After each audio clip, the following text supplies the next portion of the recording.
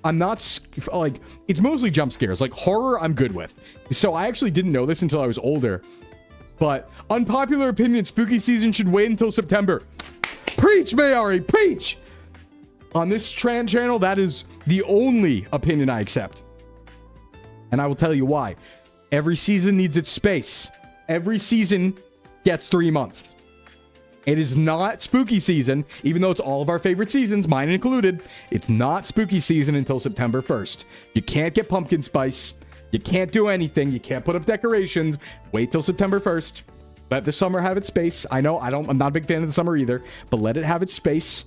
The seasons dictate it. And if you don't respect the seasons, they'll get you. And you don't want to be got. So respect the seasons. Give it its space. You know, we only have to wait 15 more days and then we'll be there. Okay? But yeah, so like, I don't know.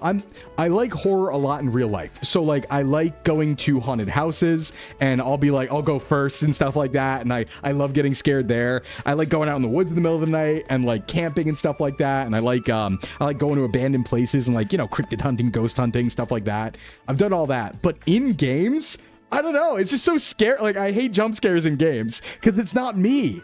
Like, I can't control it, you know? I can control myself, but I can't control a game character, so it's way scarier.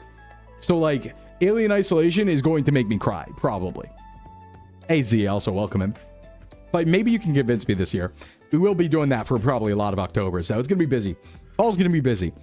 I'm actually very, very happy about, like, when my evolution fell and when I became this, because it's just like perfect timing where it was like, all right, yep, towards the end of summer, give me some time to settle into things afterwards, and then we get right into the busy season. Because I'm going to be honest, yeah, fall is the busiest season of VTubing, at least for me. There's going to be so much going on. It's going to be a party, a non-stop party for like 3 months, I think, realistically, between trips and all those things. So, hey, Clay, what's up? Bean Raid. Hey, Clay, what's going on? Welcome in, Raiders. What's going on? Thank you. Thank you. Hope you had a good stream. What were you up to?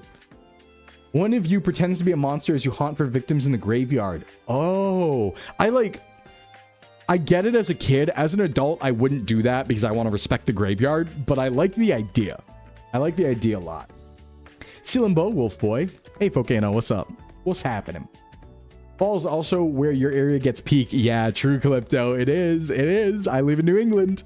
I live in Rhode Island. Now, granted, Rhode Island in particular is not known for fall foliage. There, you know, we get a lot of it. It's really Vermont that you go to. That's where like everybody goes. But like, we get it. It's just, it's a little bit later where I am. So like, we get it in like late October, usually. New England neighbor. Yeah, yeah. As far as I know, I'm the only VTuber I know from Rhode Island. So, as far as I know. Shout out to my country, Vermont. I love Vermont. It's my favorite state. It is my favorite state. Not a Rhode Island guy, but you're from Jersey? Oh, yeah. Yep. You know 2 others? Oh, really? I've been saying on stream for a while, I'm like, you know, I know there's a lot of states out there, but RI is so small. I was like, I don't know any other Rhode Island VTubers. I know zero. Obviously, there's people in Boston, but... Treadmill update. 8 to 10k steps a day since nabbing it. Have edited, what did you say, 3 shorts and a good chunk of a long form? Damn, I could never edit well. I can't even look at stuff while I treadmill walk. Yeah. All I know about Rhode Island, City of Heroes, and Quahog, both are correct. Both are true. I know John Family Guy. I know all of them, actually. They're all very close friends. So... Other things you should know about Rhode Island include party pizza, Dell's lemonade, and chocolate or coffee milk. Those are really the other ones. Oh, Taylor Ham. 4 years ago, someone put little decorative pine trees on my computer. 3 years ago, someone put up red Christmas lights under the windows. 2 years ago, someone put little elf beanbags on a few of our desks, and none of them have been taken and put away. Yo, nice. You got like a Christmas coded workplace. That's pretty cool.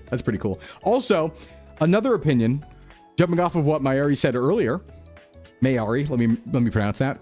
Not only are you not allowed to celebrate, you have to wait till like September 1st, right? You have to wait till December 1st to put up Christmas, is my opinion. I will accept after Thanksgiving. Or if you're in a place that doesn't have Thanksgiving, I will accept after, I guess I accept November. For places that don't celebrate Thanksgiving. I don't know. Feels fake. Like, if you go to the shore, you better call it a pork roll. Coffee milk. Yeah, Brett. Coffee milk. From New Jersey, just lived in Vermont a bit. Yeah, I lived in Vermont a bit too. I lived in Vermont for a bit. After Thanksgiving, US is fine, like November 1st. I don't think so, because I think you have to give every season, I agree with December 1st. You have to give every season its space, right? Because, like, in my mind, here's how the seasons work. In my mind, forget about what they say about the 20th. That's stupid. That's stupid. Yeah, real VTuber lived in VT. Real VT, by the way. Real VT. But in my opinion, the seasons are dumb. The proper seasons are September 1st to December 1st is fall. December 1st to March 1st is winter. March 1st to June 1st is spring. And June 1st to September 1st is summer. Those are the optimal. That is how we do it. That is how we do it. Okay. I will take no other results. No other results.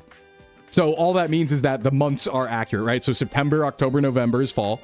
December, January, February is winter. March, April, May is spring. June, July, August is summer. It's in line with the equinoxes. It is, but they're doing it on like the 20th. That's the thing, is like, again, and I've had this conversation a bunch. This is one of my most, like, this is my hardest argument.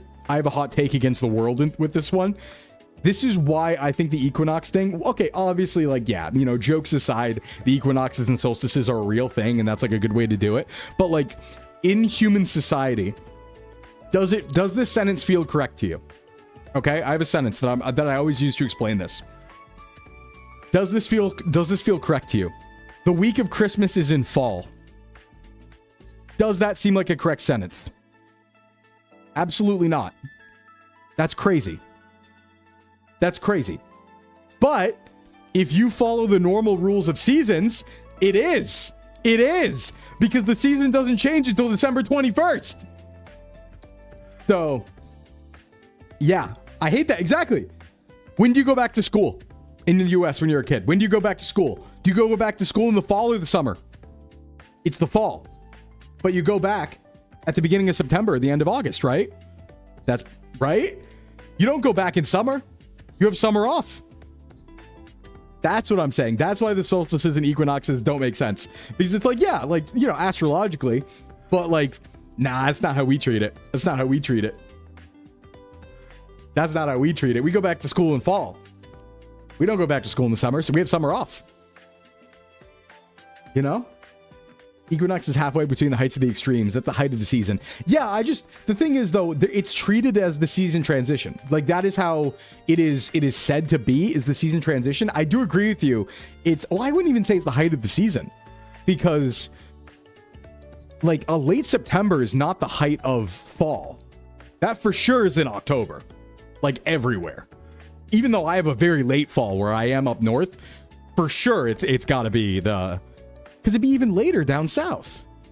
It always pisses you off you get back to school just in time for my birthday. Yeah, I mean, my birthday is October 5th, so I'm in fall either way. But, you know, this is my belief. Also, I will say, as somebody who goes outside and touches grass a lot, I also think it's just generally more accurate. I start to see the leaves turning. Honestly, I'll probably see a few leaves start to turn in the forest, deep in the forest, probably in a couple weeks, most likely. I'll start to see the first leaves change color. So that lines up better than September 22nd, you know? December 21st is the first of winter, the longest night, and that is Yule. Yeah, and that's all true. I think winter makes more sense to start on December 1st, because it's so wrong. It feels wrong to be, you know, okay, it's snowing, you have Christmas decorations up, and it's fall. That, the fall has happened already. You're done. Your birthday was during university spring finals. Ooh. The Angle of the Earth disagrees. You know what I'm going to say? Who are the stars and the sky to tell us how the seasons work, right? We came up with it. I think we have rule here. Who's the moon and the stars to tell us that? I think we should just be a little arrogant and do it ourselves. That's my opinion. Yeah, winter's December. Yeah. But I mean, I feel this way about every season, though. Like, I don't like that spring goes all the way into late June. That doesn't feel right. It's hot by then. I don't like that. I don't like that it's still winter in late March. I'm already wearing tank tops and shorts by then. That doesn't make sense, right? It's like, no. This doesn't fit. You gotta go differently. Winters, December, January, and February is dictated by Animal Crossing. Damn right, Cheru. Damn right. Damn right. Also, in the West Coast, it still says hot into October, which is nuts. Yeah. Yeah, I guess that's true. Yeah, some areas. But, you know, the area of the world that I live in is the only correct one, right? Because we have 4 seasons, so everything else is fake. And with that, I'll be right back. And with that, it's time for our first ad break, everybody. All right, we have to go disable our pre-roll ad, so we'll be right back in 4 minutes because I don't want anyone missing anything, so we always do a little ad break. And you should all take a stretch anyway. It's good every hour to get up, take a stretch, get your meds, get a drink, have a snack, do some pull-ups, push-ups, one of those things. So we'll be right back in 4 minutes, and I'll see you there. Be right back, everybody.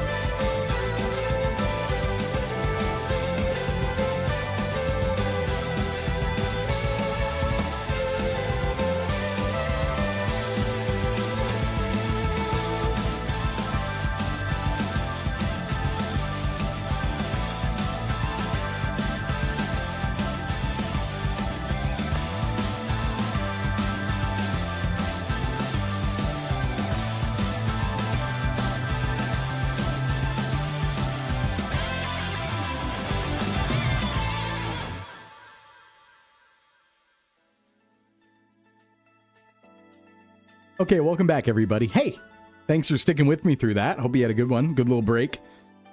Yeah, but seasonally, I'm very excited. I'm very excited for what's coming in a couple of weeks. I think it's going to be an incredible fall, maybe one of the best ones ever. There's a lot happening, a lot of cool events planned, a lot of cool SVA stuff planned, a lot of cool streams planned. I'm really excited for it. It's going to be happy. It's going to be happy. We're going to have a good fall. We're going to have a really good fall. And by force, I will force you all to have a good fall. You don't have a choice. We're going to have a good fall together or else. Yay. But yeah, I'm excited for that. I'm also excited to be able to go back in the woods again. I've been really missing the woods. I keep trying to get in there and it keeps being a problem. So again, just a really quick explanation. The reason why it's a problem is I like to spend my time walking in the woods, as you guys know. During summer, bugs are so bad that I get eaten constantly. I'd have to put on bug spray every single time I go out, which is every single day if I didn't, wanted to deal with that, right? And then even then, oh no, the bugs love me. I am the bug's favorite target. I think whatever blood type and like carbon monoxide give off level attracts bugs, I have all of them. Whatever traits attract bugs, I have every single one of them. I get destroyed in the woods during summer, and like we're talking, 20 bites a day, right? Or more. And also ticks. I've had Lyme disease 3 times. I find ticks on me constantly when I go in the woods. And that's more than just a summer thing. But all to say that during the high summer, I pretty much avoid going in the woods. And I mostly walk just like really early in neighborhoods and stuff like that in the morning. But I am excited because once it gets under the mosquitoes go away once it gets under 65 or so. So once it starts being under 65 in the mornings, I'll be able to go back in the woods again. Which I'm very excited for because I do miss it dearly. And you can sneak them in here and there during summer. Like some mornings you might get lucky and it's that low, but I don't know, it's maybe once a week. I need to be more. Yeah, we are doing chat message guesser today. We are done them later. It's Thursday. We'll do it with the other games basically. How do you have Lyme disease 3 times? You get bit by a lot of ticks. Yeah, VTuber background story. I do think there might be some permanent damage. I'm going to be real. I got very lucky that it didn't get into my nervous system or my brain or anything like that. But I do think that I think... Oh, had to do a little catch up there. I think it might have negatively affected my joints long term. Yeah, I think so. Sorry for the... Hold on, we're losing frames. One sec. I'm here though. Yeah, there we go. Sorry about that. We had a little frame drop there. I think I was in encoding overload or something. Yeah, I might have been permanently affected in some way. It might have affected my joints a bit. I might have older joints than I should have because of the Lyme disease. Yeah, it wasn't alpha gall. It was straight up Lyme, the Bugdoria burrufi bacteria, whatever it is. Have you tried the dragonfly tick? You put a toy dragonfly in a hat and it scares the mosquitoes? I mean, that would be cool. I think I'm just too attracted to them though. But yeah, no, so I've had it a bunch of times and I've had it for a long time too. The first time I had it without knowing for maybe years, the doctor said. So it's a constant problem. All to say, I'm excited. They're still around during fall, but at least I can go in the woods without getting bit by mosquitoes. Yeah, you're picking ticks off your dog all the time? Yeah. Well, I'm a wolf, so it's like that. A very in character of me. Hey, Bogo. Stop getting ticks. Last time I found a tick on me though I've avoided it mostly this summer. I saw one. There was one on me, or in me, I should say. There was one in me a month ago. Get me some NexGard. Yeah, God. If only they made vaccines for Sclims. They only make vaccines for dogs. They don't make Sclim vaccines. Yeah, it got me. It bit me. Last time I got bit by a tick was about a month ago. Bro, you got Lyme disease this summer? Well, no, because I went to the doctors afterwards. Because I have a very fun arrangement, doctors-wise, where my primary care is a sports medicine doctor, and it's a walk-in that's attached to a school. Not attached to physically, but it's associated with a school. So I can just go in, but that's also my primary care place. So I don't have to wait for appointments. I just walk in and sit there, and then they check me out. So whenever I get bit by a tick, I just go to my doctor and be like, hey, I got bit again. And then they give me preventative antibiotics. so it's the whole process takes 3 hours. I like them too. They got them. Yeah. The whole process only takes like 3 hours. I don't have raw dog disease, con. You know, like 3 hours from me being like, oh, I got bit by a tick again to being at home with my antibiotics. It's not a bad turnaround. So usually it's not a problem. I have to see the tick, right? If I don't see the tick, then we're in trouble because I don't get the bullseye rash. Only like 10% of people do it. You don't go to a vet.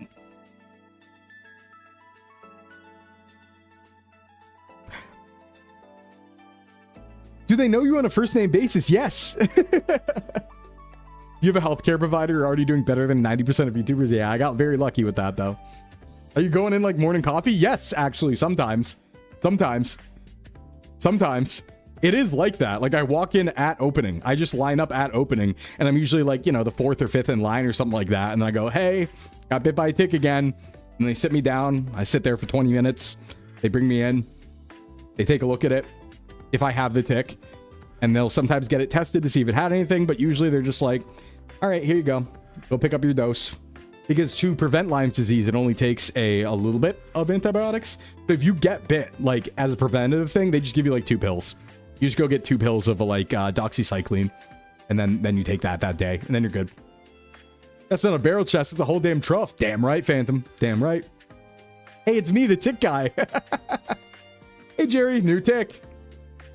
Yeah. But no, I'm in a very lucky situation in that, like, I got super... And here's a recommendation for anybody. Listen, if you can find a walk-in clinic that will also take you as a patient, as like that's your primary care doctor, the doctor who runs the clinic, that is a winning move in the United States. Because then you don't have to call and make appointments and wait like a long time. You can just go. And that's your doctor. So you're chilling. So you just walk in and you're like, hey, it worked for me at least. So yeah, but it's only, I mean, I had to do that last month. That was the last time I had to do it. But to be fair, I got lax. I got lax on checking myself for ticks because I was like, I thought they would have been, it wasn't even last month. No, was it last month? It might have been May. It might have been May or June or early June or something like that. Because I remember thinking like, yeah, I went a little too late into the season without paying closer attention, because you know sometimes in early spring or late fall it's like maybe they're not out anymore, but they always are. I bear the mark of the tick. Yep. You have fur? No, just my tail. I think wow. Yeah, so that's what's up. But yeah, you know, I think it's fine. You just check yourself very often when you go in the woods. And I'm just excited to get back into the woods. I miss it. I miss running around at dawn. I like sprinting around the woods, like running around. I miss it. I miss my woods. Well, really, it's like 4 different woods. I go to a variety of different forests, but I miss them. Hey, you gonna do IRL and just see really low POV? Yeah. I want to run. I do. You miss being able to go on walks without being chased by wasps? Yeah, outside is just getting worse in general. I'm going to be honest. Daily beg for a head pat redeem. I'll put it on the list, man. Actually, let me write it on the list now before I forget, because I keep forgetting to put it on the list. Hold on. Let me write it on the list.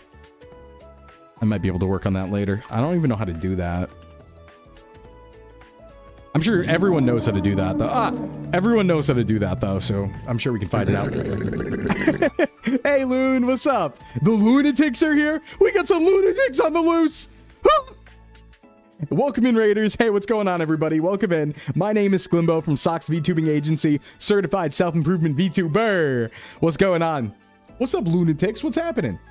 What are you doing, Loon? What were you doing? What were you up to? Hope you had a good stream. Your Prime sub staggered? What do you mean, man? What do you mean? We're talking about ticks and diseases and running in the woods. What were you up to? Twilight Princess? Nice. You know, people say I'm kind of... Hold on. Actually reminds me. Hold on. Do I still have this? Bandu and Yor. Thank you for the follow. Hold on. There's this image. I don't think I still have it. Let me check. This was pointed out. We couldn't say this until now, but it's really funny. Hold on. Do I still have this image?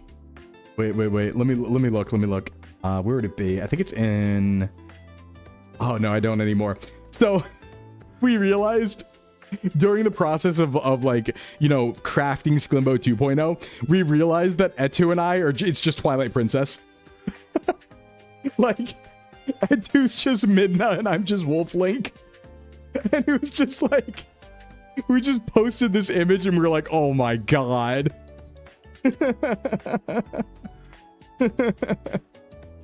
We should get Sclim the job those seeding dogs have. They wear a vest full of tree seeds. Oh, I would do that. I would do that. Someone gifted you last time before I could use your prime. Ah, I see. I see. I see. Need art of this. It was a really funny thing that we realized, and we were like, oh my god. It is like both of our aesthetics, basically. It is really funny. It is really funny. Especially because, like, I think there was some Twilight Princess stuff in the design doc, too. Just by coincidence. We didn't think about it, but it is funny. Hey, Tiggy. Well, welcome in, everybody. Hope you had a good stream. Hope you had fun with Twilight Princess. And if you got a raid and run, feel free. Get your protein, get your rest. We're doing some just chatting. We're going to start answering fitness and nutrition questions soon, because that's what I do, for anyone who hasn't seen me before. And I think it's about that time, like, pretty soon. I think we're pretty much there. We have a wide variety of questions loaded up, and so we should probably get to it. Pumpkin Queen, thanks for the follow. New look is sick. Thanks, Loon. Thanks. It's pretty. I love it. I love it. Ah, I like being me. It's fun to be me. It's fun. I'm happy. I'm happy. I'm blessed. One of those days. And I'm blessed to be Fred Durst. Yeah. Someone in DMs told me, I think it was on, so I have a Tumblr guy. Apparently, there's actually like a decently active like SVA following on Tumblr. And I don't know anything about this because I've never been on Tumblr really. But I have a Tumblr guy who sends me questions that people ask on Tumblr into my Twitter DMs, and then I answer them, right? And one of them was a suggestion this morning where they said that, what was it, Fred Durst? Oh, it was Fred Durst. It was, oh, Dread First. Dread First as a name, because it's the reverse of Fred Durst, and it was like, yo, wait, that's really good. What do you mean a Tumblr guy? I got a Tumblr guy. I had a Tumblr guy. What's a Fred Durst? Oh, it's the lead singer of Limp Bizkit. That's where the hat's from. Yeah, Tumblr guy. Tumblr guy. Someone, oh, and one time somebody accused, you know what? I can actually clear this up. I can do a service here. Somebody accused Tumblr guy of being, or no, accused, yeah, Tumblr guy of being me, I think. I guess I can't. No, never mind. I don't think I can actually disprove that. It's not, but I was thinking that by saying Tumblr guy is real, but it wasn't, the question wasn't if Tumblr guy was real. The question was if I was Tumblr guy. I'm not, but yeah, Tumblr guy is real. Tumblr guy is real, and it is not me. Thinking emoji, it is not me. You're real? I thought you were a Tumblr shitpost. No, Cancer Dog, I'm real. Hi, I'm right here. I'm right here. Yeah, Tumblr liaison. A Tumblr guy just sounds like you're getting illicit substances. You're trying to stay clean. I can't go back in. No, I never went on Tumblr. Really. Maybe I've been on like Tumblr like once or twice, like linked to it, but I never had an account or anything. I don't even know how to do that. I'm sure they have like a normal account creation process, but never had one. So a friend told me, technically we are unsure if he's real or not. Listen, I will tell you, Tumblr guy is not me. And Tumblr guy does message me, and I do answer all those questions in Twitter DMs. That is real. I can, you know what? I bet I can prove it. Hold on. Can I prove it without like doxing stuff? Because I don't want like leak DMs or anything. Like, I probably shouldn't like leak DMs, huh? Even though it is just answering the questions that I answer that are from Tumblr. He just sends me screenshots of Tumblr and I answer them. But no, it's real. I will tell you, Tumblr guy is real. If Sclim is real or not, Tumblr guy absolutely exists. Sclim? Oh, Sclim, this is the proof. Wait, hold on. What's the proof? I can disprove that. Tumblr guy once posted something you had to ask him to take down. Right! That's true. That did happen. That did happen. I also met Tumblr guy at CarrierCon. So, listen, if you trust me, I am not Tumblr guy. Tumblr guy is someone else. I just get the messages. They're sent to me. Tumblr and Blue Sky are the two worthwhile social media sites in 2026. I don't know. I don't find any reason to use Blue Sky, really. Personally. I'm not happy about Twitter, but I don't know. Anytime I've like tried to use Blue Sky, I never really did anything. Never really, like, best I'd repost what I do already on Twitter. So it's like, nah, I don't know. It's about the Mets, baby. It's the Mets. Like, I like the site. I just don't know if people are there. You know what I mean? Yeah, it's like, it's good for creators and artists, but it feels like it's 99% creators and artists, and I can talk to them on Discord. You know? You will vouch he's not Tumblr guy? Thanks, Mint. True. This is a pod person? Nuh-uh. Nuh-uh. You have no idea who Tumblr man is? I mean, like, I know who it is. Like username-wise, I know who it is, but... The Blue Sky is not a place for content creator growth? Yeah, kinda. Blue Sky's nicer than Twitter, but still barren compared to Twitter. Yeah, it's just kind of barren is the problem. Kind of barren. It is calm, though. I will say, like, there's discovery there and stuff like that. Pretty nice. I just, I'm already overloaded with social media. I'm not social media minded, so Twitter is enough for me. That's enough. You know, but I also think, and one of my big crusades is like, hey, the thing about Twitter is it's your algorithm, right? It's like the Subway joke. It's really like the Subway joke where it's like you made the sandwich. I feel that way with Twitter, where it's like obviously they do bad things on the API side and algo side and stuff like that, but you can curate your feed to only be things you want to see. That's like in the settings, you can do that. It does take a dedicated effort, but you can do that. You know, like my Twitter isn't full of crap because I don't engage with crap, you know? Blue Sky was promising and functional and comfy, but now it's not going to grow because it's vibe coded and has issues. Oh, I see. I got you. Decent spot. Yeah, I think like, I think it's, if you are social media minded, I would do it. I'm just not. I need to be reminded to post on Twitter sometimes. So like, you know, but if you're good at social media and you like social media, I think it's a good place to be. I'm not really, right? I'm always like running around outside and stuff. Zuri, thanks for the follow. Welcome. All right, hey, we should answer questions. We should start answering some questions, huh? We should answer some of these fitness questions and stuff like that. We should get on that. We can keep talking as we do, but I think it's all the things I want to talk about today. We always have tomorrow. All right, let's start answering some questions. Okay, everybody. Oh, wait, where is it? From the top. There we go. Fitness, nutrition, and any other questions. Let's start on the list. Ooh, all right, cool. Let me take a drink first. I gotta clear my throat.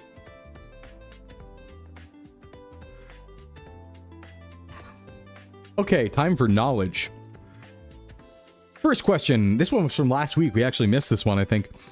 From the last time I sent you a question, I lost 2 sizes in pants, but I remain the same weight. Heck, I'm 4 pounds heavier, actually. Regardless, I'm coming back to my sugar addiction. Any tips on how to curb it in the long run? Much love. From Hoot. Oh, hey, Hoot. What's up? Yeah, and the thing is, like, you know, this isn't necessarily a bad thing, right? Focusing on the number itself of weight doesn't tell you much when body composition is what really matters. So, in this case, lost 2 pant sizes, but is the same weight. What could that mean? Well, what that means is that you've probably gained some muscle while losing fat. Which is good, right? Because body composition is what's going to matter a lot in the end. So not a bad thing at all. Also, hey, Roy, what's up? What's up, my boy, Roy? I'm crushing it today. I sure am, Roy. How about you? How'd cardio go this morning? We're starting on our fitness questions right now. So we're doing the Gen Pop answers. So yeah, this could be a great thing, right? Because if you lose 2 pant sizes, right, that's an objective measurement that says you've lost some weight, most likely fat. But then if you've stayed about the same weight, could be, you know, measurement fluctuations. Could be that the weight measurement wasn't accurate. Could also be that you gained muscle instead. So that's a good thing. But any tips for sugar addiction? I think my biggest tip for sugar addiction is lean on the sugar substitutes for a while until you get over it, because sugar inherently is addictive, right? That's like the scary part of sugar. So what you do is lean on your sugar-free products, lean on your sugar alternatives, lean on things like Halo Top ice cream, like, you know, Greek yogurt, things that have sugar that are only a little bit of sugar or 0 sugar, but artificial sweeteners. Lean on those until you get over the cravings, because they are physical, like, cravings. They're like a physical dependency style craving that sugar can create. So that is a good way to kind of like satisfy the sweet tooth without actually having a lot of sugar and staying in that cycle. So that's always my biggest recommendation. You did not wake up this morning, but I'm going to use my lifting time for cardio. But since it's lifting day, there's no lifting. Slept really badly and I didn't wake up. I'm sorry to hear that. It's okay. Get the cardio out. You had some good days this week, so we're good. Just watch the calories, right? That's what matters, right? Just stay on the nutrition track over everything, because we need that data. Out of sight, out of mind. Keep the sweets in a different room. Oh, that's true. Yeah, don't buy them. That's a big one. That's a late stage issue for you. Yeah, don't buy him is a big one too. Hey, Sakura, nice hat. Thank you. Thank you. I need to re-rig it. I keep forgetting, but maybe I can have time for that today. We'll see. All right, next question. Boy, howdy, Sclimbo. Am I in a pickle? I'm asking this question early. Long story short, this was 5 days ago. My deadlift has gotten so strong, I no longer have enough weight to make it challenging.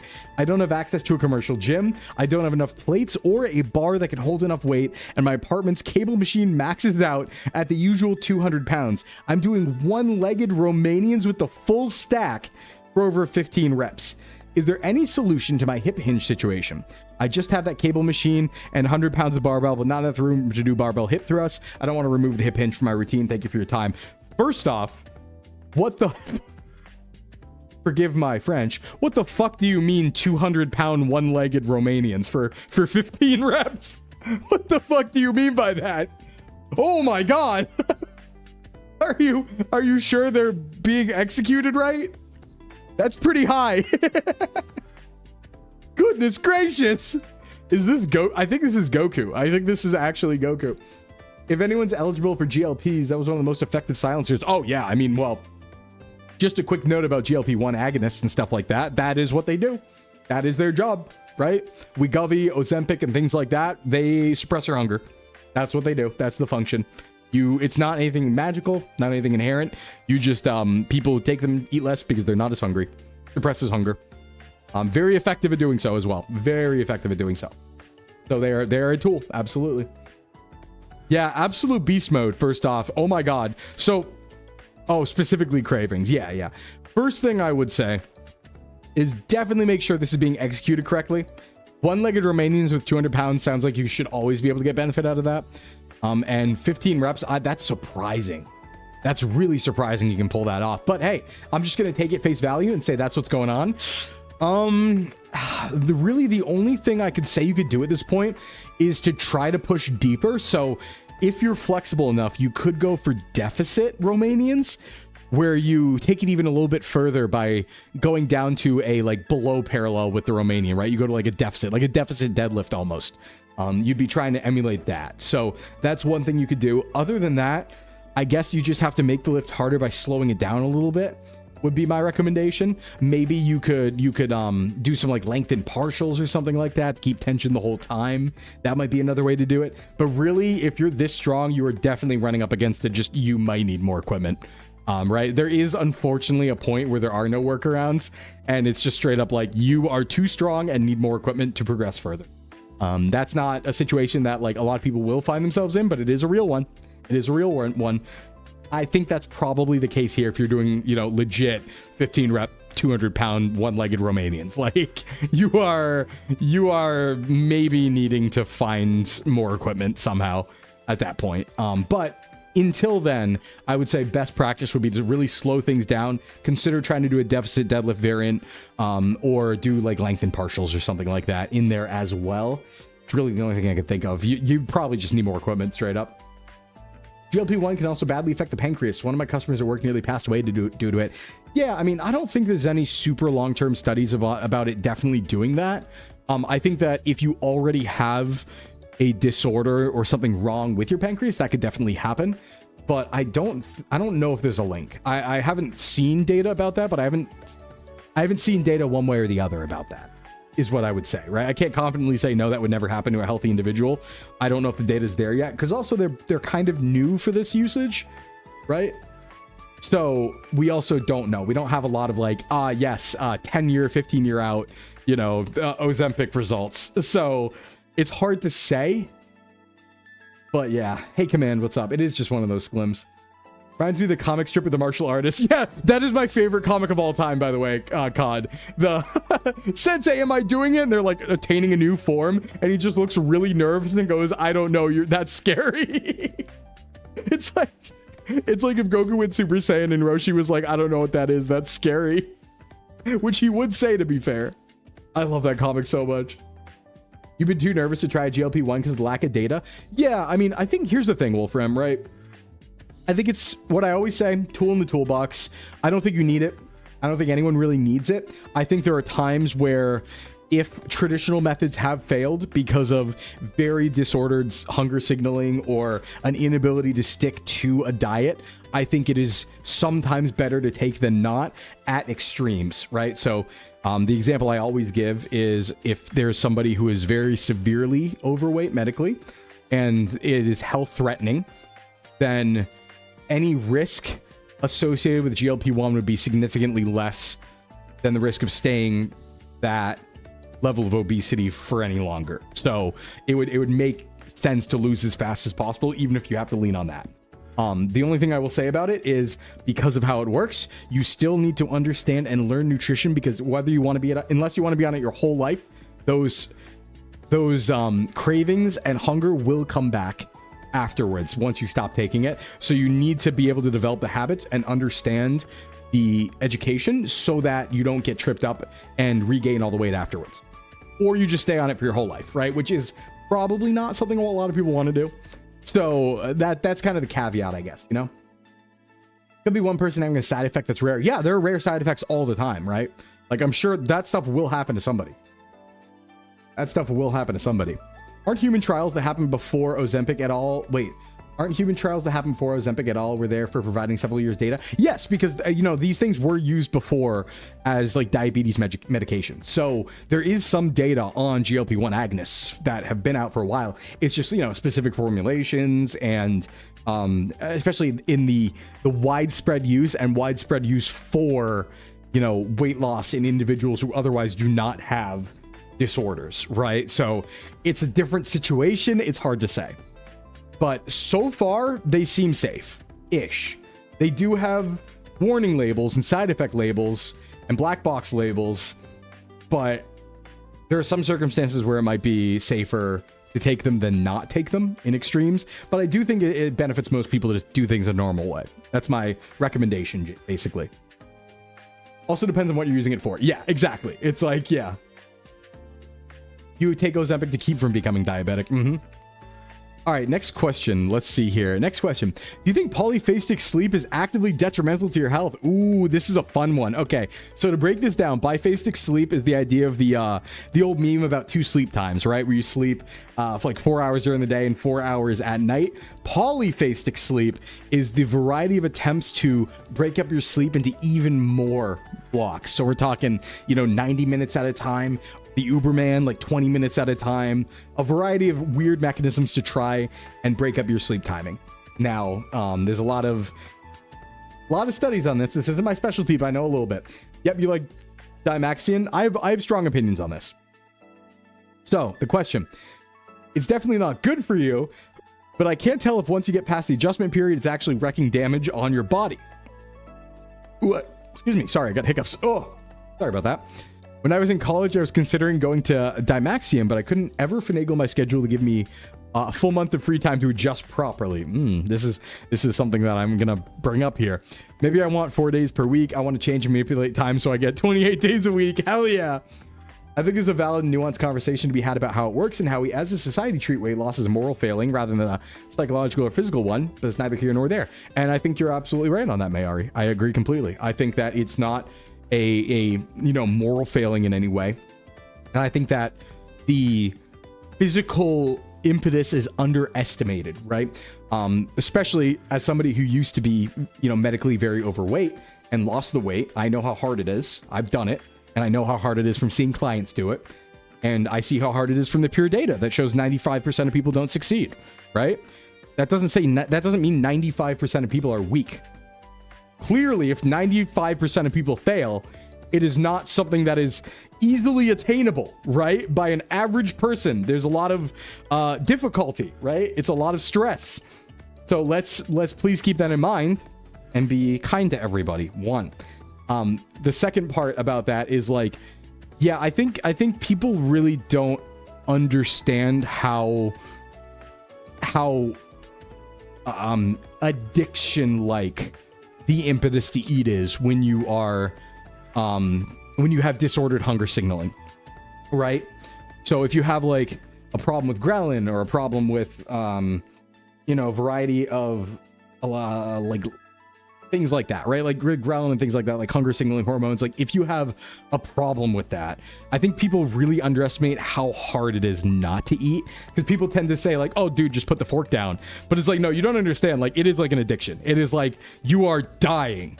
You feel like hell. And the only thing you can think about is eating, right?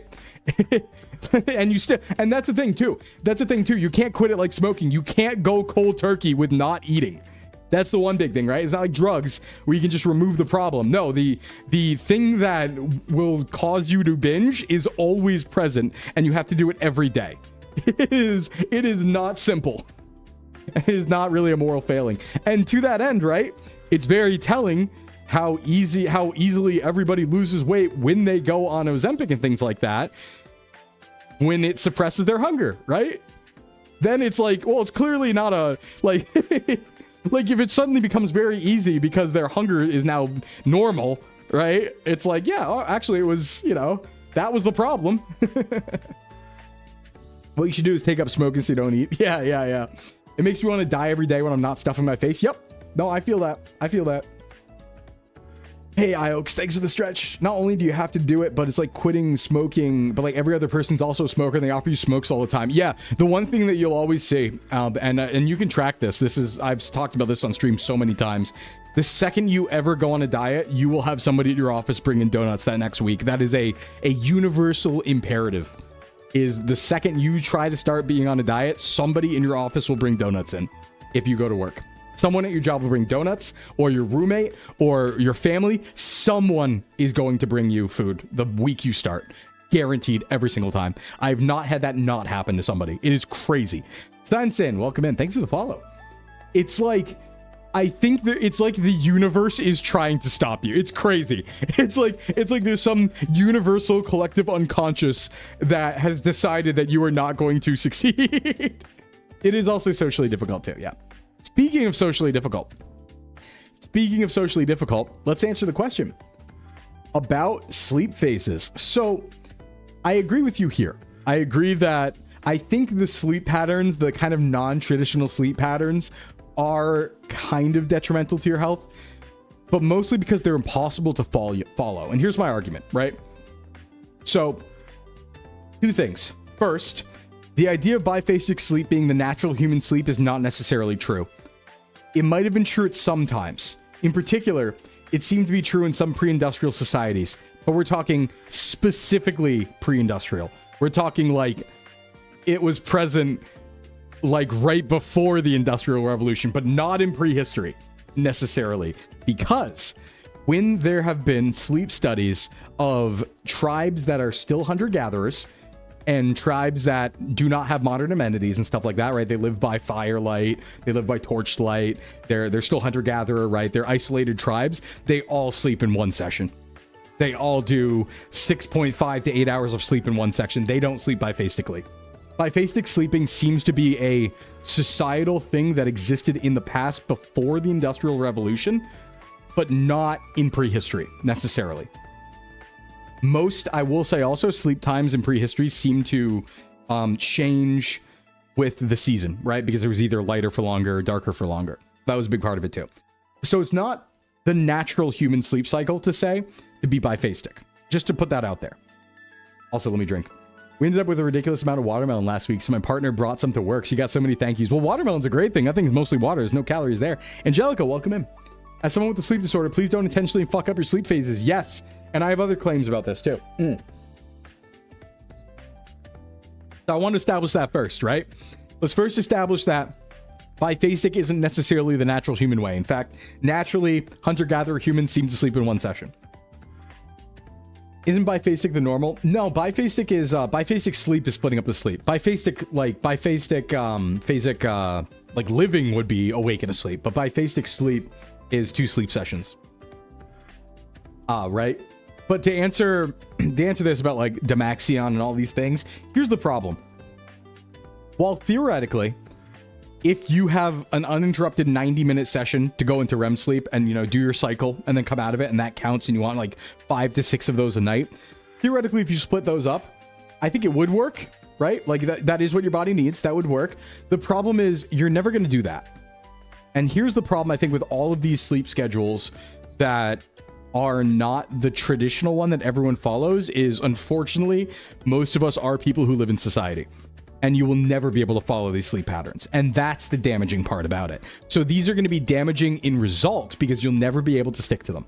Because like you said here, right? And you can see the answer right here. When I was in college, I was considering going to Dymaxion, but couldn't ever finagle my schedule to give me a full month of free time to adjust properly. Because you're never going to have a full month to adjust properly. That's not something real.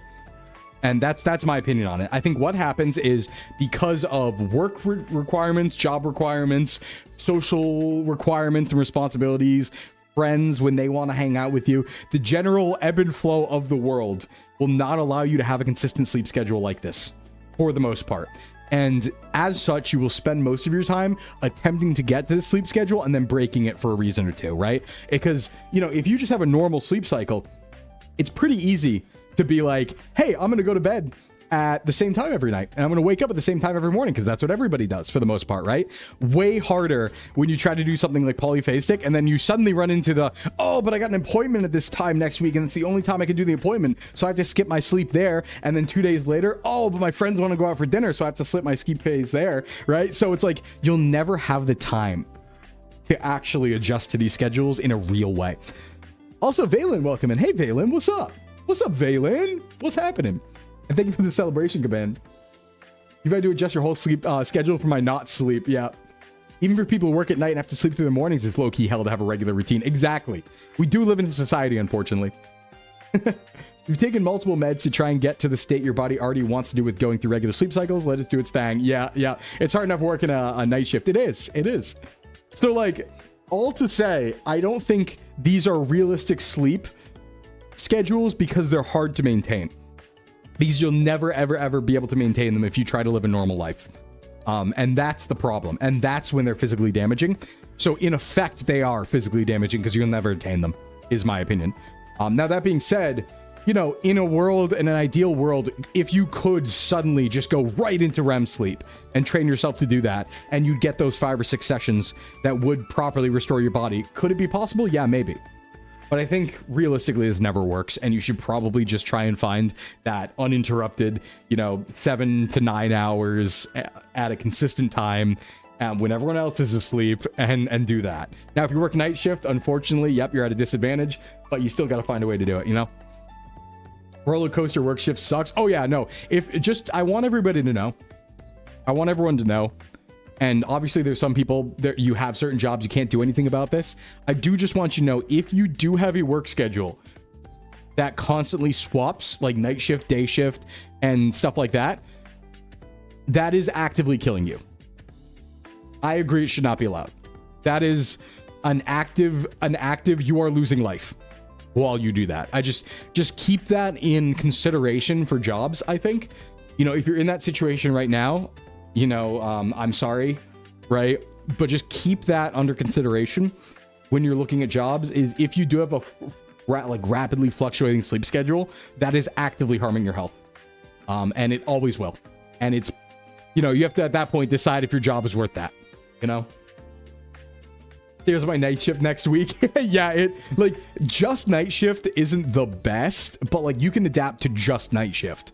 Right? Because it's like, okay, I can still just make this my life, right? It sucks sometimes. But like, if it's constantly fluctuating, no. That's the worst possible thing you can do. Hey, Hana, what's up? How you doing, Hana? Wait, so if it's only like once every couple months, that's fine? Yeah, I mean, like, it's never fine. You know, it's don't let great be the enemy of, or don't let good be the enemy of great, right? It's never fine. You know, ideally, anytime you're not having perfect sleep is a bad thing. But like, you know, introduce some realism there. It's fun to stay up all night every once in a while, right? So it's not going to kill you. Introduce some realism. But if that's your life for years on end, that's a problem. For sure. Oh, it increases risk of everything. Your body's not recovering properly. I have a rotating day-night job, but I only have to work half the year. That sounds pretty cool, Smew, except for the rotating part. But working half the year, I think I'd be into that. I used to work a job that had me working at 3 a.m. and then at 12 p.m. another day. Yeah, those are bad. Those are bad, Hana. Those are bad. Or not having the same days off or split days off. Yeah. I mean, days off, it's just as long as you can sleep the same. You want to be sleeping at the same time every night, right? No matter what, basically. When I was in the Navy, the schedule fluctuated so insane. It was the most miserable time of my life. Yeah, it turns you into a skeleton. You turn into a spooky skeleton. So yeah, to answer the question, I just don't think it's realistic to do any of the polyphasic sleep things just because we live in a society. Which is why you don't want to skip phase 3, which is why you don't want to drop immediately into round. Yeah. Sclim, I have a deep philosophical question about the nature of man's inhumanity to man. Why do they make Ristruff Tunnel into a zone where you can literally only capture Whismur, but also make that Pokemon available in other zones as a common capture? It's actually tragic because what ends up happening almost every single Nuzlocke is you get Whismur in one of the regular routes and then lose the encounter in the cave. It's really tragic. I don't know why they did that. I think any ROM hack worth their salt should fix that. Really, it was a big mistake. I don't know what they were thinking. I agree. Sleeping during class was huge polyphasic tag. Well, sleeping as a teenager is messed up in general. Like, I did active harm to myself as a teenager. I slept very poorly. In fact, I would be taller. I would straight up be taller if it wasn't for how I slept during, I almost said pregnancy. How I slept during when I was a teenager. Just because, unfortunately, right when I was in puberty, as a little Sclim, I also decided it'd be great to stay up till 3 a.m. role-playing online and only sleep 4 hours a night. Bad combination. Bad time to do that. Bad time to do that. Don't do that then. Used to work Thursday, 6 p.m., Friday, 9 p.m., Saturday, 11. Oh, that's a scary schedule. You did that for 6 months before you got diagnosed with diabetes. My doctor was like, if you want to be seeing me in 5 years, quit now. Yeah. No, like really focus on the sleep thing. Like, it's so much more important than you think. Even if you think it's important, it's more important than that. The sleep thing is the most important thing, right? Like, sleep needs to be a top 3 with exercise and nutrition. Needs to be. You cannot have 2. You need all 3. Because the thing about it too is if you don't sleep well, your entire waking time, not only is it bad for your health, your entire waking time will be less productive, will be less successful, and you will feel worse. So your waking time too, not only just like, oh, I slept less, my health's, oh no, I'm gonna die sooner. It's also your time being awake will suck more and you'll be worse. Please sleep. Hey Cosmo, what's up? Is that why I'm so short? Could be. Could be. I thought you were tall already. Well, yeah, but like I could have been taller. I could have been tall. I think I lost like straight up like, I think the doctor, because I remember the estimates, the doctor estimated how tall I was going to be before I, like when I started puberty. And I was like 3 inches off the estimate at the end. So I really think I did some damage there. Sclimbo has tall energy. Well, thank you. Mom's a nurse and she once let me sleep for 2 days straight when I was a teen because she knew I wasn't sleeping. Most confusing week of my life. Yeah.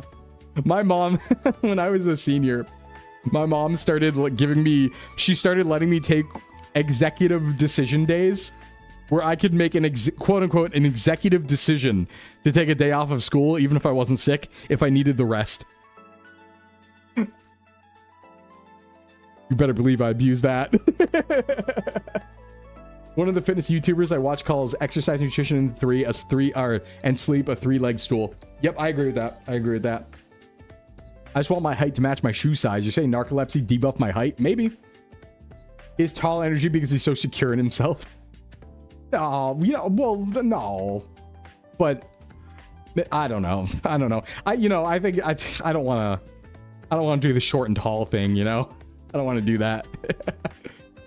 Hey, Domian, what's up? Imagine when working with production, whether media or stage, it's more confusing and degrading. Oh, yeah, because the lights are on all the time and stuff. Hey, Wendy, welcome. Welcome. Your mom put a toe tag on your brother once? Damn. That's crazy. We're not short, right? No, we're not. No. Hold on. There we go. Okay, good. I'm just checking something really quick. Nice. Good. I just accidentally hit like a history tab there, and it showed it on stream. I just wanted to make sure that it didn't have like my Facebook in there or anything. It didn't. It was just all the YouTube links we have open for the reacts later. I was just like, oh, I accidentally clicked that button, and it definitely showed up on screen. We're fine. That was literally, it was all the YouTube links that we had opened, because those are all the recent tabs. We're chilling. Ah, that's not the one I wanted up. We talked about this earlier. There we go. Well, okay, it's one of those things where, okay, listen, I used Facebook because I was selling something. It was Marketplace, all right? It was Marketplace. I don't use Facebook. It was Marketplace. Anyway, yeah, always use a separate browser profile. Well, you know, I usually do, but specifically this morning, right before stream, I did something with Facebook Marketplace. So, yeah, that's what they always say. I will say, when we get, eventually in the future, when we get a desktop over my laptop, I will be making that a stream-only desktop and making my personal stuff on the laptop still, because I'll keep that. Hey, Daria, what's up? Beautiful singing yesterday, by the way. Damn, you got pipes. You got pipes. That's how they fucking get you, I know. Now, this might be random, and you might need to look these up, but between cybergoth fashion and steampunk fashion, what would you choose and why? I feel like you have to choose cybergoth because of the implication nowadays. I feel like you don't have a choice. Am I right in saying this? Yeah, I'm gonna have to leave Laptop Gang soon. Am I right in saying this, you guys? How do you feel about this? I feel like steampunk is too tainted now. I think steampunk is too tainted by, like, I don't know. I think it's a little tainted by all the, because of the implication. Yeah. I think steampunk is a little tainted by, like, the, you know what? I don't have the finger. I can't do the finger, but the hello, right? Like, I think steampunk is tainted as an aesthetic. I think it's a little polluted. I think it's too polluted. I will say either, but like, regardless of the social implications, I still like cybergoth more. It would be cybergoth. It'd be cybergoth. Well, I don't think that, Mayari. I think more like, I don't know. I just think about that, like, what would I even call that era? I don't know. A living tombstone era? I don't know what I would call it. Anyway, welcome in, Aran. What's up? Welcome, Raiders. Hey, what's going on? Thank you for the raid, Aran. Welcome. Hope you had a good stream. My name's Sclimbo from Socks Agency. Good to meet you. What happened to steampunk? It just, like, there's a lot of fedora action there. And while I am not a hater in any regard, I think there's an implication. I think it is maybe a little socially poisoned. Steampunk is a little socially poisoned by the fedora implication, I think. But aesthetically, I still like cybergoth more. So, people a little too obsessed with World War II. Oh, okay, I see what you mean. I wasn't thinking about that. I see what you mean. That was what I was talking about. Oh, I wasn't talking about, let me clarify. I wasn't talking about any political implication. I was talking about the implication that it was cringe. Yeah, cringe era. That's what I was talking about. I was talking about, like, the yeah. But I don't know. I think both were a neat aesthetic, I will say. Goth is poisoned by the 18+ site. Hey, Venom, what's up? I like cybergoth more anyway. Whoa, Princess. I like cybergoth more anyway. I think it's pretty cool. Neither of these are, like, my fashion of choice. But yeah. You're a VTuber, you're immune to cringe. So true. So true. I kind of am. You lean more corporate goth? I think, like, God, I really don't have a subculture aesthetic I would follow. I like punk. I kind of like flak jackets. That's pretty cool. I think punk's pretty cool. I don't dress like that. I think the best way to describe my ideal aesthetic would be like unfrozen caveman. That's not an aesthetic or a subculture. I don't know, maybe a little bit surfer. I will say one of my favorite pieces of clothing ever are sleeveless hoodies. I think those rock. So I do like that. Whatever that is, I like that. I like sleeveless hoodies where they look all ripped off and stuff like that. What do you mean? We'll follow the gym culture, joggers and tank tops. True. I mean, I do wear that. That's all I wear, but that's functional, not for aesthetic reasons. 70s Cuban refugee in Florida. Ooh, that's kind of good. Gym core. Yeah, I am gym core because I run one, so I do wear that only. I don't have a subculture aesthetic. Yeah, but that's practical. But is that the same though? What do you think? Is that the same? Like, it is a subculture, but it's purely practical, right? It's like, it's not like aesthetically I'm trying to like fit in by wearing gym clothes. It's that there's a practical reason because I'm working out all the time and I run a gym, right? So like from a sweat perspective, it's a practical workwear situation. It's like, I don't know, it's like saying that construction clothing would be like an aesthetic, a subculture aesthetic, where it's like, no, but that serves a purpose. Right? You like the background, Max? You're a fan of NPC core? All right, all right. Yeah, practical is wearing a skirt. That's fair. I'm always in my wife is missing horror protagonist. Fashion's not practical for the most part. Yeah, that's what I'm saying. It's like, listen, all right, if we're wearing, like, is it a subculture aesthetic if you're wearing, like, a bright orange or bright green construction worker fit because you're a construction worker and don't want to die? Right? Like, is that an aesthetic? I don't know. Something's a little different here. Can't quite put my finger on it. Did you do something with her hair? Maybe Gao. I did have a haircut recently. Like, what do you choose to wear when you're not gym bound? What?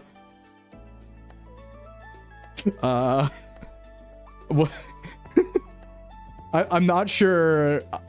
I'm not sure what not gym bound. What do you mean? There's no such thing as not gym bound. What do you mean? So the answer, Mayari, is that's all I own. That's all I wear. Because there's no such thing as not gym bound, right? Because like back when I was training, I guess I could swap it now, but back when I was training people in my gym physically, I'd go from working out myself to like training people in the gym.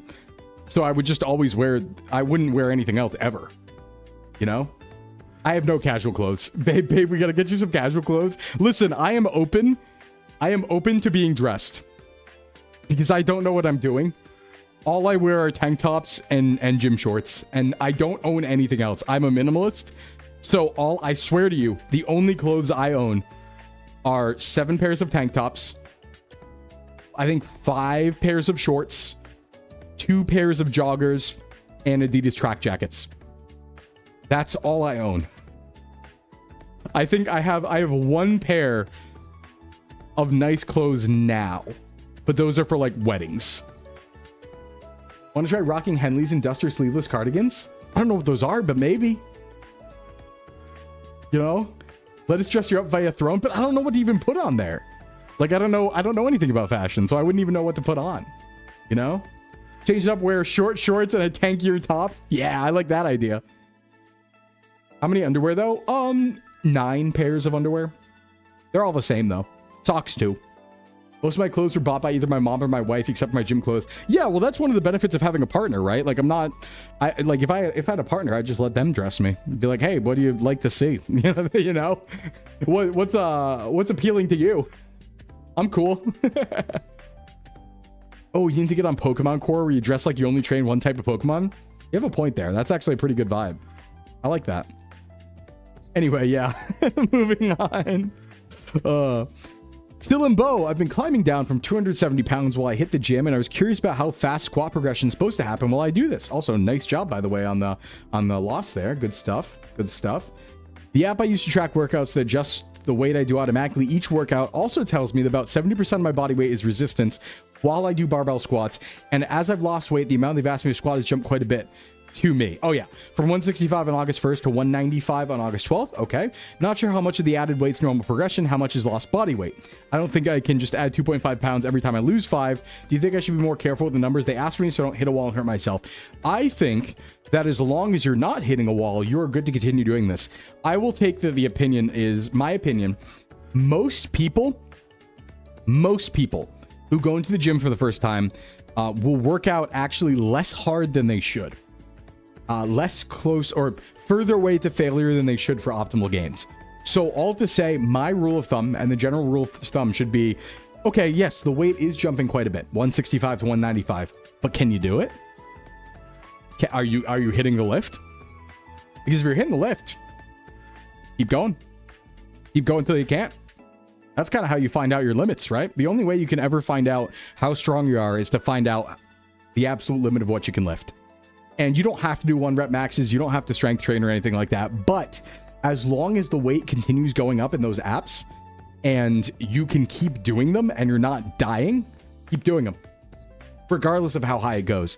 Because to me, I would say as a beginner, that is a pretty normal progression. I would like it's a fast progression, but it's a progression that to me would be a jump. Like I will do this with a client when I'm first training them, right? So first month, if I'm training someone in person, I'm teaching them how to squat. And then once they learn how to squat, we just start putting the weight on until they can't do it.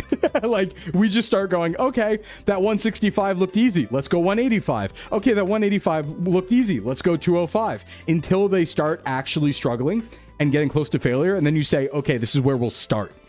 And I think because you're August 1st to August 12th here, that's probably the phase that you're in right now, is the app is trying to find what your actual level of strength is right now, and it's not there yet. That's why you see 30-pound jumps that fast.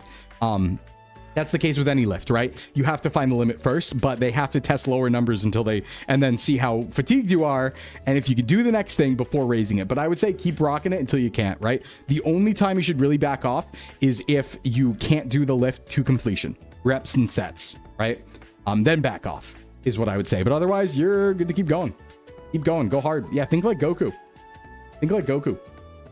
How many reps or sets should you go for then? Well, this app will track that, guaranteed, right? If it's adjusting your workouts based on like weight and progression, you're probably putting in reps and sets data and probably reps and reserve data or perceived exhaustion data. I do know some apps do this, and usually what you record is you put the weight you did, the reps you did, the sets you did, and your perceived level of exhaustion from that, how hard you felt it was. And then it adjusts from there, right?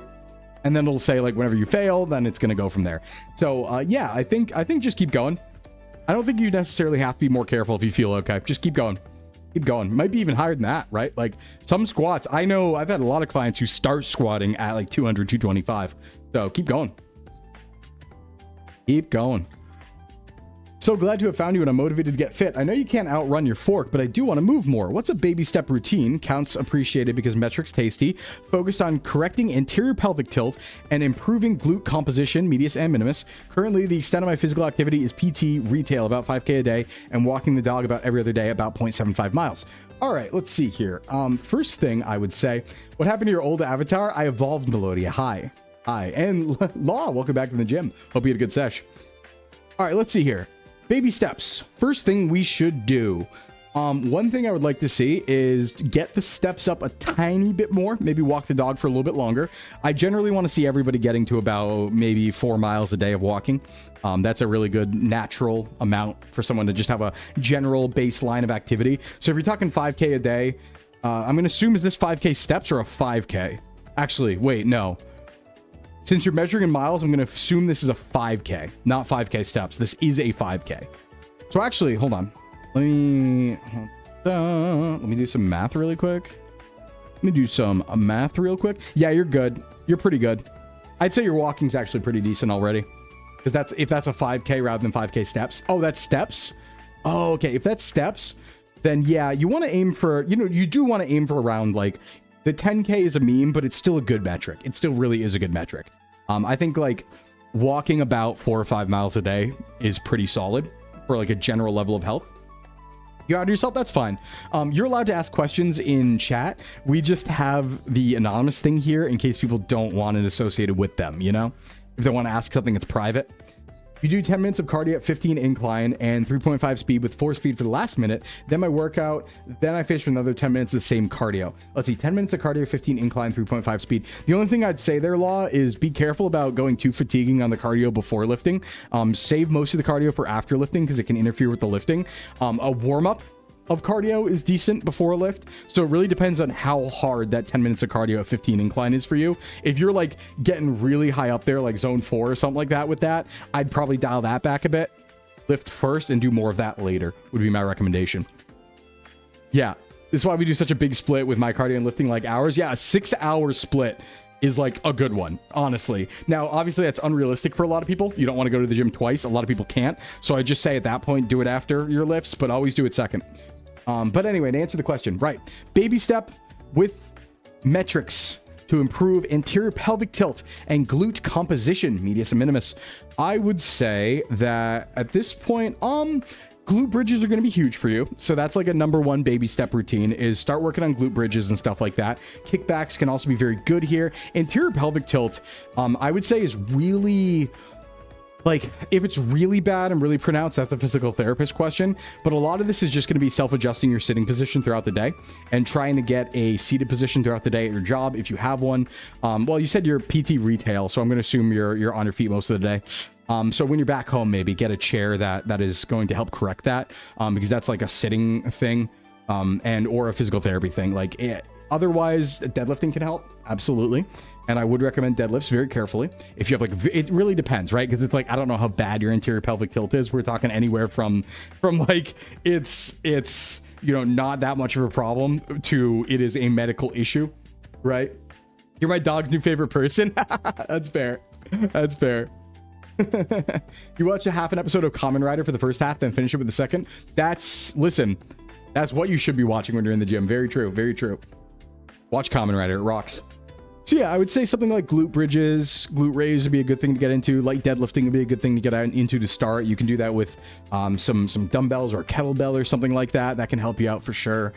Let's see here. Yeah, that'd be a good like baby step, I think. Ideally, I would like to progress most people to like at-home gym or commercial gym, unless you really want to go hard into calisthenics, because there's only so much you can do with your body weight unless you like make that your specialty. But yeah, it's good baby steps. I'd say baby steps is yeah, glute raises, deadlifts, stuff like that. Maybe and now I would say don't even think about it like a workout. That's something you should just do every day at that level. I would say, like, if you're just doing like lighter stuff to like correct some things in the body or improve glute composition just to start as a beginner, that is something you probably don't fatigue yourself enough to where it counts as like you need a rest day between. You could probably do that to a light extent every single day as almost like a stretch type thing, and that can help a lot. Thank you for the stretch, Mina, by the way. Speaking of, that'd be my recommendation there. Yeah, more to get into the habit. Yeah, I would say to get into the habit, don't worry so much about rest days at the beginning if you're only using body weight or light kettlebells, and just start working on those things. The walking looks pretty good. You can up it a tiny bit, but it looks pretty good. My main issue is while I can feel pain, my brain doesn't respond to that by forcing them to stop, so it's really hard to tell if my workout's hard enough to stress my muscle. Yeah, the answer law usually is if you can do the weight or not. So regardless of soreness or how you feel, if you can keep your form safely and move the weight for the number of reps and sets and weight that you have decided is a good one, then you are working out well, right? If you get close to failure, then you are doing good. Talking pretty fast. I do, sucker.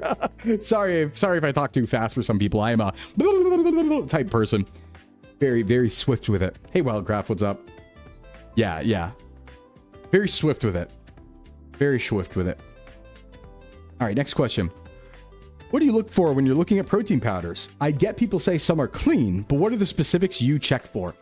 The main things I check for actually these days are there's a list of independently studied protein powders that online that show if they aren't filled with lead. So I check that first to see if it's on there. But the actual answer is that honestly, a lot of the big main name brands of protein powder are the good ones, right? Because they're the most popular, then people who independently tested them were interested in testing that one.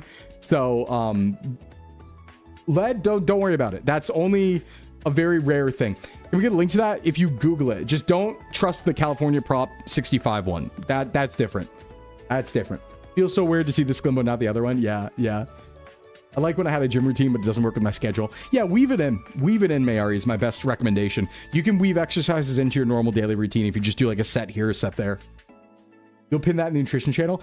Yeah, I can link it later. It's basically, it's tough though, because there's multiple things, right? So there's the one that you don't have to worry about, which is there was that really scary study that came out earlier this year that said, oh my God, all these protein powders have a lot of lead in it. That was not true. What happened there was they were using California's metric, California Prop 65, but California Prop 65, I believe, was 1,000 times or 100 times more sensitive than the general US safety limits for lead in stuff. So the claim was that every protein powder basically had lead in it, but like the amount of lead in the protein powders in that scare study were like the same as carrots. Like the same as carrots you buy at the store. Like it wasn't real. It was, yeah. Prop 65 warnings, everything has lead. If you know anything about, California Prop 65. It's a little too sensitive. So that was the big scare study from like a little bit ago, right? But there are other independent studies where they've studied name brands of protein powders to look if there's any like bad compounds in them and stuff like that. Most of the name brands are fine, right? Like Gold Standard Whey. It's gold standard for a reason. That's the most popular one. It's been around since like the 80s or 70s. That works, right? So that's the thing to look for, really. Is just look for like the major brands, unironically, because by being the major brand, they get looked at a lot, right? With extra scrutiny, right? There's also a chance to eat a little gold, only if you're in prospecting times. You know, that's not it. I actually have some problems with the Clean Label Project. I'm going to be honest. I think the Clean Label Project relies a little bit too much on pop science. A little bit of a criticism. I still think it's good as a guideline, but I do find sometimes with the Clean Label Project, they'll be like, this one's bad because it has artificial sweeteners or artificial colors. Like it's almost like pop medicine where it's like, we don't have real data that stuff's bad for you long term in many cases, and they're just kind of doing the thing where they're like, it has preservatives, it's bad, or it has things like this, it's bad. And it's like, like they're a little too pop, I think, nutrition for my taste sometimes. But I think it is a good endeavor, and I think there's good stuff there. But I do see some things in Clean Label Project where I'm like, this is totally fine to eat, you don't have to worry about this. A little bit. It's not that bad, but there's like a tiny bit of sensationalism. Yeah, if you walk into a building, you will see a Prop 65 label. Oh, absolutely. Wasn't there something about muscle milk where it did have something fucked up in it? I think I remember that. I never really had it. What about the plant-based powders? The plant-based powders did end up having a little more lead in them than others, but it still wasn't a significant amount. It was, again, a Prop 65 thing. I will say when it comes to vegetarian or vegan protein powders, just be aware that you want to make sure it's complete protein. You know, you want it to not be an incomplete protein. But I don't look for too much. Like, most on the shelf protein powders are going to be fine. But I also think that protein powders are kind of overrated. Like, I don't know. I think for the most part, like, get your protein from food. Have a good rest of the stream. Time for wage slavery. Oh, sorry to hear that, Mayari, but thanks for coming by, and I appreciate the lurk. Hope you have a good one. Good luck at work today. But yeah, I don't know. I tend to be not I'm not anti protein powder or anything, but I'm just like, just eat food. Eat food. It's cheap. Like, protein powder is not the cheapest way to get your protein. It's effective, right? If you want a quick way, non-prep wise, to get protein in, it's good as a supplement, right? But like, guys, we got brickin'. What are we doing? We already invented brickin'. We don't need protein powder. The problem with beans, though, beans are way too high calorie. They're way too high calorie, and they're not a complete protein alone. Most of them. So it's like, guys, come on. Yeah, fiber is good. Fiber is good, and there is a lot of fiber in beans, but unless you want to eat 1,000 calories of beans, you're not going to get your fiber for the day just from beans, all right? So just have another way. But we have a brickin'. We have brickin' at home. We don't need protein powder. That's my opinion. What do you suggest for people who used to be very fit and active who are now at the risk of injury from pushing themselves too much? This is dealing with someone who's constantly injured themselves trying to go back immediately. Yep. Well, you actually have the answer here. This is dealing with someone who's constantly injured themselves trying to go back immediately. Trying to go back immediately into their peak routine and then getting demotivated. So you've given the solution in the question here. Because if you've taken time off and injured yourself, why are you trying to go back into your peak routine right away? And then keep injuring yourself, right? That is the answer. That is the answer right there. Is my suggestion is to not go immediately back into your peak routine because you've taken time off, you've been injured, and you need to ease back into things. That's the answer. So you do know, deep down, you know this. Deep down, you know this already. You just have to actualize it. You got to follow through. But yes, anytime you take an extended break, it is very, very good to ease back into things. Take a couple of weeks, do some lighter weights. You have your whole life. Don't rush, because this is a great way to constantly hurt yourself and never get anywhere because you do keep injuring yourself. Yeah, so this is a vicious cycle, hard to get out of, but that's my recommendation is, yeah, just do take the time to ease back in. Do take the time to ease back in. Some injuries can linger for a long time. Yes, checkups are important. And please take the time to rest. Like, one of my biggest crusades as a streamer and fitness guy is to tell everybody, like, don't rush. You have your whole life to get fit. It's fine. You can take time off, rest.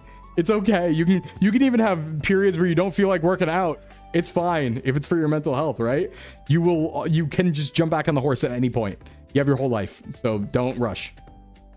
Even Goku had to redo stuff after taking time off with farming. Yeah. This seems like the thing everyone's citing, so going with this.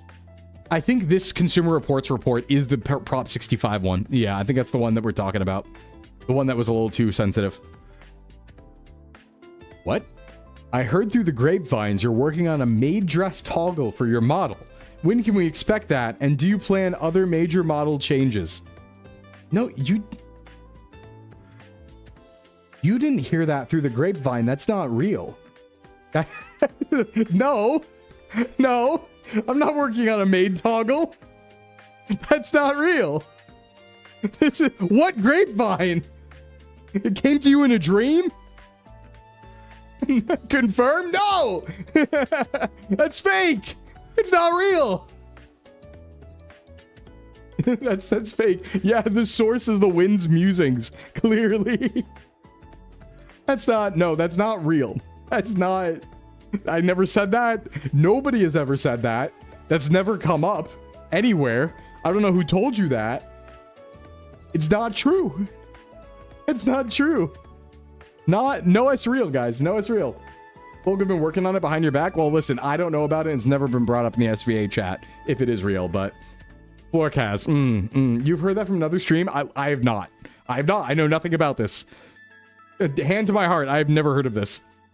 I heard Sclimbo already ate his meat dress and now it's a bone speedo because he's that much of a recycler. Yep. I did wear a maid outfit in Malfi's. Well, that was a maid cafe, so of course I did. What, am I not going to wear a maid outfit in the maid cafe? Come on. Is there a place where you have a list of do's, don'ts when it comes to fan art? Not really, because I'm good with anything. Like, as for fan art, you're allowed to do whatever you want. I just, like, don't draw me committing bad crimes. Some crimes would be funny to draw me committing, but not bad ones. Like, don't draw me, like, I don't know, killing someone, right? Don't do that. But besides that, hey, do whatever, Just don't draw, like, hyper crimes, right? You could draw me doing tax fraud or arson. That's fine. Just like good arson though. This one, oh yeah, don't draw explicit yaoi with Flork, with my boss. Don't do that. That is one of them. That is one of them. What if we draw you pregnant? I'm not gonna retweet it. I appreciate all fan art, but I'm not gonna retweet it or post it. Piracy, yeah, you can draw that. You can draw that. You can draw me stealing the Declaration of Independence. That's fine too. That's totally fine. Just like, you know what I mean when I say like crimes. Like, don't draw anything ridiculous, right? Don't draw gore. Like, I think like NSFW is like kind of allowed, but I'm not going to repost it. It's really not my kind of thing. But like, you're allowed to do it, right? You're allowed to do it. But it's not my kind of thing, so I'm not going to like repost it, right? Not going to show it off, so keep that in mind. That'd be mostly for you. Next question. So my dad was on a diet for a while of going to Chipotle and getting a bowl with exactly rice and chicken along with a bag of tortilla chips. He went twice a day, every day, to the point of being recognized not just by the staff, but even other Chipotle customers. And they were making his bowls. He walked in the door and giving him bowls in the house. He was doing other stuff outside, like nutrition bars and peanut butter and stuff. But thoughts on the Chipotle? I'm curious about it. You know what? If you have the money for it, I think this is actually a valid strategy. It's just a very hilariously expensive way to do this, right? Because effectively what you're doing is you're like walking into a store and being like, I want some of the cheapest foods available for a lot of money instead, right? Because what's a Chipotle bowl? It's like beans and rice and chicken. So effectively you're walking in and deciding that you'd like to pay $15 for that rather than $5. So that's the only thing I would say about that, but I like the strat, and if you have the money for it, some people like their food being made for them. I do. I would love if I could DoorDash every night. So I get this. It's like an easy way. You don't think about it. You just go and get the thing. But like, yeah, it's not price efficient. It'll work though. It'll work. Next question. Okay, Lord Sclim, just to follow up. My height's 5'6", and let's see, I think probably taller. My weight's 294 and I'm 30. I just want to know how to lose the weight, and I want to know some nutrition stuff. Okay, that is pretty just want to know nutrition stuff. It's hard to, we talk so granularly about nutrition. It's hard to just be like, here's nutrition stuff, right? Like, you have 5 hours. But I can give you some tips. Okay, so if you are 35'6", 294, I'm going to assume sedentary in this case, or near sedentary because it's hard not to be. They want like 10K steps to not be sedentary. You probably are going to be somewhere around like a 2,600 calorie per day, 2,700 calorie per day energy expenditure. So what you want to do basically is assume that it's something around 2,700 is your energy expenditure per day. And you probably want to be starting off by looking at maybe like 2,200 calories per day and sticking to that hardcore. Obviously get your protein, get your fiber, get your nutrients and stuff like that, right? Fruits and veggies and all that. But like, yeah, you probably want to start if you go like 20, bearing anything else, right? I don't know if you have any metabolic conditions or anything. I have very little information, but in a normal individual without any disorders, I'd probably be somewhere around 2,700 sedentary, and you go like 22 or something for starting calories to see if that does help you start losing weight, and then adjust as needed. You want maybe, you know, 1.5 pounds, 2 pounds of weight loss a week, maybe even a little more than that, than deficit. So yeah, maybe 2,000 to 2,200 if you want a more extreme speed of weight loss would be a good way to start. That'd be the quick one. Hey, it's me, Goku. Big fan of your stuff, Sclimbo. Currently on a ship headed to Planet Namek, and there's a gravity control on the console. Would you recommend a gradual pace to 100x, or can I go straight to max and brute force it with senzu beans? My friends are gonna need a lot of help with some fights when I arrive, so it's a time crunch.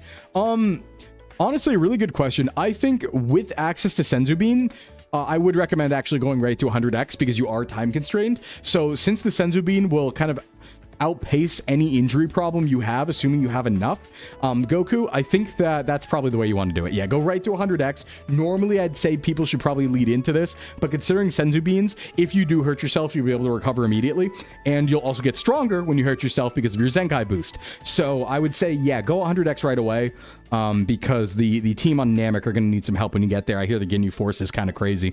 Yeah, that's my recommendation. Isn't the standard deficit 500 before you're below your maintenance? Yes, it would be, Sapphire. That is a standard to lose 1 pound a week. But when you are higher in weight and you have more to lose, you can go faster. So you can go up to like 2 pounds a week if you have a little more to lose. 1 pound per week is like a very safe, good, consistent pace. But sometimes if you are on the higher end, you can definitely go faster. Definitely. So 500 standard, but like, yeah, you can go maybe 700, 800, you know? I'd hesitate to say 1,000 deficit, but yeah, you still need room to have your own nutrition, and whatever's sustainable. But it's a good place to start and find out. Hi, Sclimbo, trying to lose weight. I have an exercise bike and free weights. Currently up to an hour on the bike, 15 pounds for my weights. Oh, for the weights. My legs have toned up, so I have my arms, so I've yet to lose weight. How long will it actually take to start losing weight? That is a function of nutrition, not exercise. So you need to adjust your calories to lose weight. You can exercise as much as you want, but if you're eating that back, all that expenditure, you will never lose weight. You'll never ever lose any weight. So just understand that again, this is number one, like nutrition fitness basic, which is you can do whatever you want in the gym. If you are not eating properly, it will not matter, right? And this is in every single way. If you're in the gym and you're spending 6 hours in the gym and you're lifting as hard as possible and you don't have enough protein to rebuild your muscles, you will never gain muscles and you will never gain strength. If you work out 6 hours hardcore in the gym doing cardio and you just eat those calories back because you're hungry, right? And you eat that back, you will never lose any weight. If you go to the gym like crazy and you work out 6 times a week and try to gain weight, if you don't eat over your maintenance calories, you will never gain weight. You'll never gain muscle. It cannot happen. So you need to focus on nutrition first. It's great that you're doing an hour on the bike. That's killer. It's awesome you're doing the weights. Keep progressing that stuff. But since you are doing that stuff, it's time to look at the nutrition side for sure and focus on that. That's going to be 90% of your progress. But this will help you get there and create extra wiggle room for you to, eat more and stuff like that. But you need to tackle that side. That's why I always go nutrition first. Nutrition first. It is cool the real Goku's a fan. Yeah. No matter how you mix the cake, the batter you put in defines the size. It sure does. That said, at a higher muscle mass, you have a higher BMR. Yes, you would have more leeway, absolutely, from the exercise and from the muscle. But all to say that, like, you need to, this is why I always tell people, like, they need to understand how much they're eating and understand the nutrition side of things, because subconsciously you will try to eat to it to keep homeostasis. Your body likes staying where it is. homeostasis wise, right? So if you exercise more, sometimes for a lot of people that will correlate without looking at it to eating more as well, because your body's like, well, we want to stay right here. So you just you got to look into that part for sure. How do I learn to love myself? I don't think I'm equipped to answer that question. But I believe in you. Just you know, enjoy the birds and the forest and the sun. You know, sleep well, live well, accept yourself. I think like, you know, find something that you want to change, set it as a goal, right? Start working towards it. Those are, I don't know if this is a joke question is the problem. I'm answering for real, but this might be a joke question. But like, yeah, you know, like set a goal and aim for it. Give yourself something to live for. That sort of thing. This one was me. Yeah, thanks, Sclim. Been doing nutrition for years. Need to hit harder, I guess, on calories. Yeah, wild man. If you know the nutrition side, then you just got to figure it out. You just got to know exactly what your intake is, and you got to lock in from there. The number one thing, I was actually talking with somebody about this recently. We were talking about the idea of metabolic damage and like, can you actually permanently damage your metabolism outside of like an actual disorder? And one thing that I like to bring up a lot is like, it's very funny because like, you don't tend like every claim about like hardcore metabolic permanent damage and like insulin resistance, all of these claims fall apart somehow for some reason when people are put in a metabolic ward and doctors control how much their intake is. For some reason, all of those things fall apart. Then it's almost as if tracking accuracy is not there. It's almost as if everyone tracks wrong. And I don't just mean you, I mean everyone. There's actually studies on people tracking their nutrition and being wrong about it. And it's everybody. Everyone. Well, actually not everyone. Depends on what side of the equation you're on. But I will guarantee you, if you are somebody who's trying to lose weight and you are not like accurately, you know, weighing or tracking your food, there is like a 70% chance that you are underestimating how much you eat and overestimating how much you exercise. And that's not me. That is studies that are saying this. And the same thing on the other side. If you're trying to gain weight, there's a 70% chance you are overestimating how much you're actually eating, unless you're tracking. So it's something that a lot of people should look into, if not for a long time, just to understand where they're at. But all the things like that do tend to fall aside when you look at like metabolic wards and people whose doctors, you know, measure and accurately track and make sure they only eat that much. And then sure enough, somehow the math starts working again. So, hey, Sarah and Ribbity, welcome. That's the thing, is like, you can't trust yourself. Your subconscious will try to fight against you when you don't measure things, right? Even, and the biggest example I give is even 13, 14 years in to fitness and nutrition, if you tell me to go get a scoop of peanut butter, 2 tablespoons of peanut butter, it's going to be 3 or 4. I will trick myself into getting 3 or 4 subconsciously. Like, you cannot trust it. You gotta measure.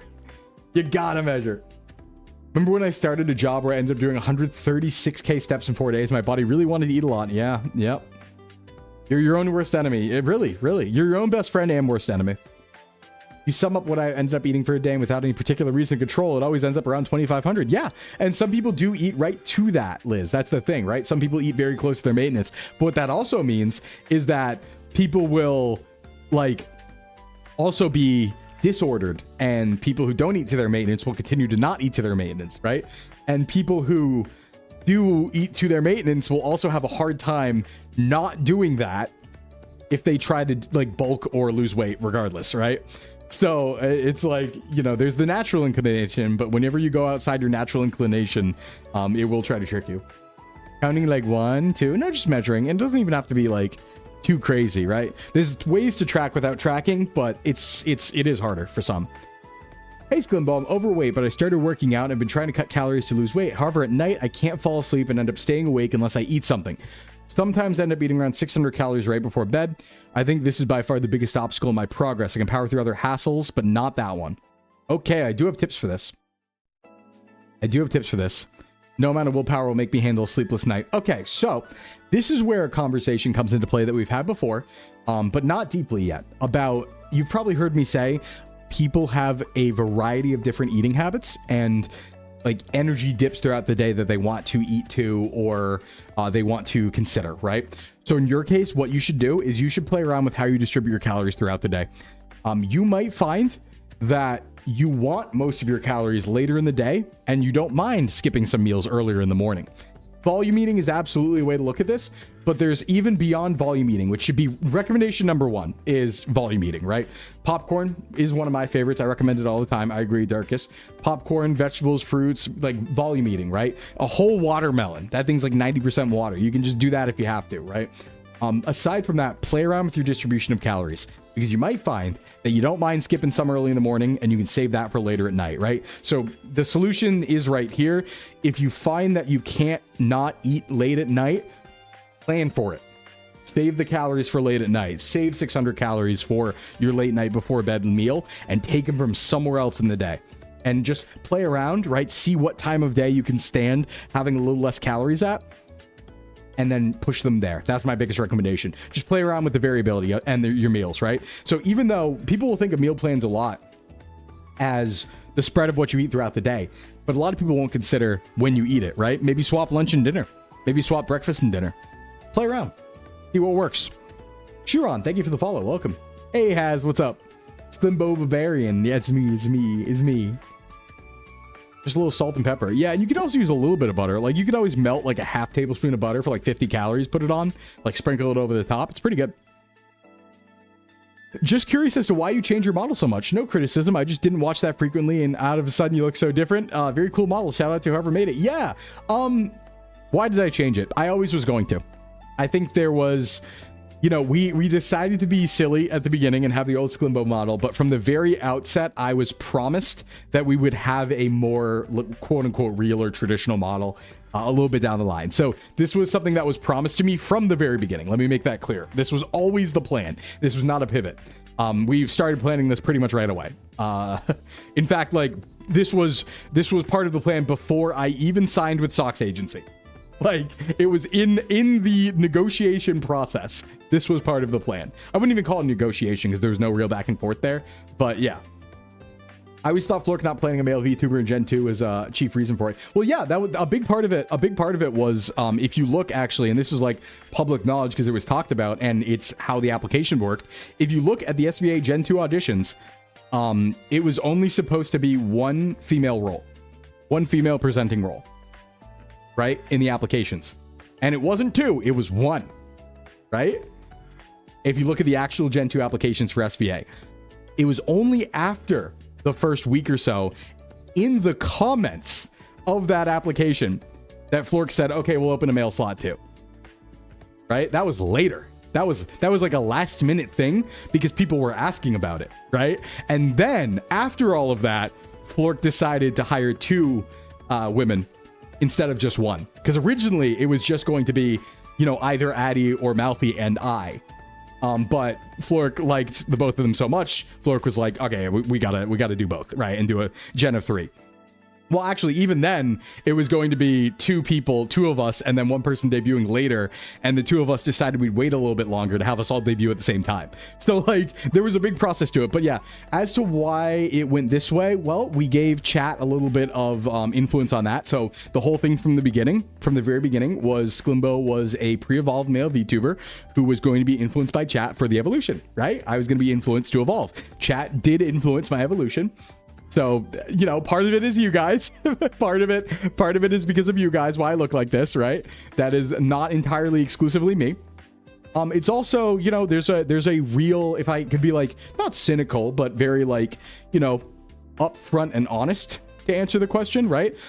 Two things. I feel more comfortable with this model. I like it more. I like being more expressive. I think it fits me better, right? I think and even though you guys kind of came up with the wolf angle and stuff like that, I will say, let's be real. I sleep on the floor. I run around in the woods. I'm very food motivated. Like, it fits, right? It fits me very well. I feel like it's a little bit my soul in a way. I love being able to be expressive now.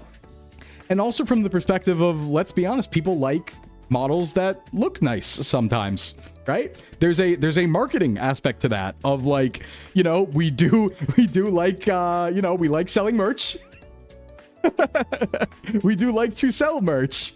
So there's part of that too.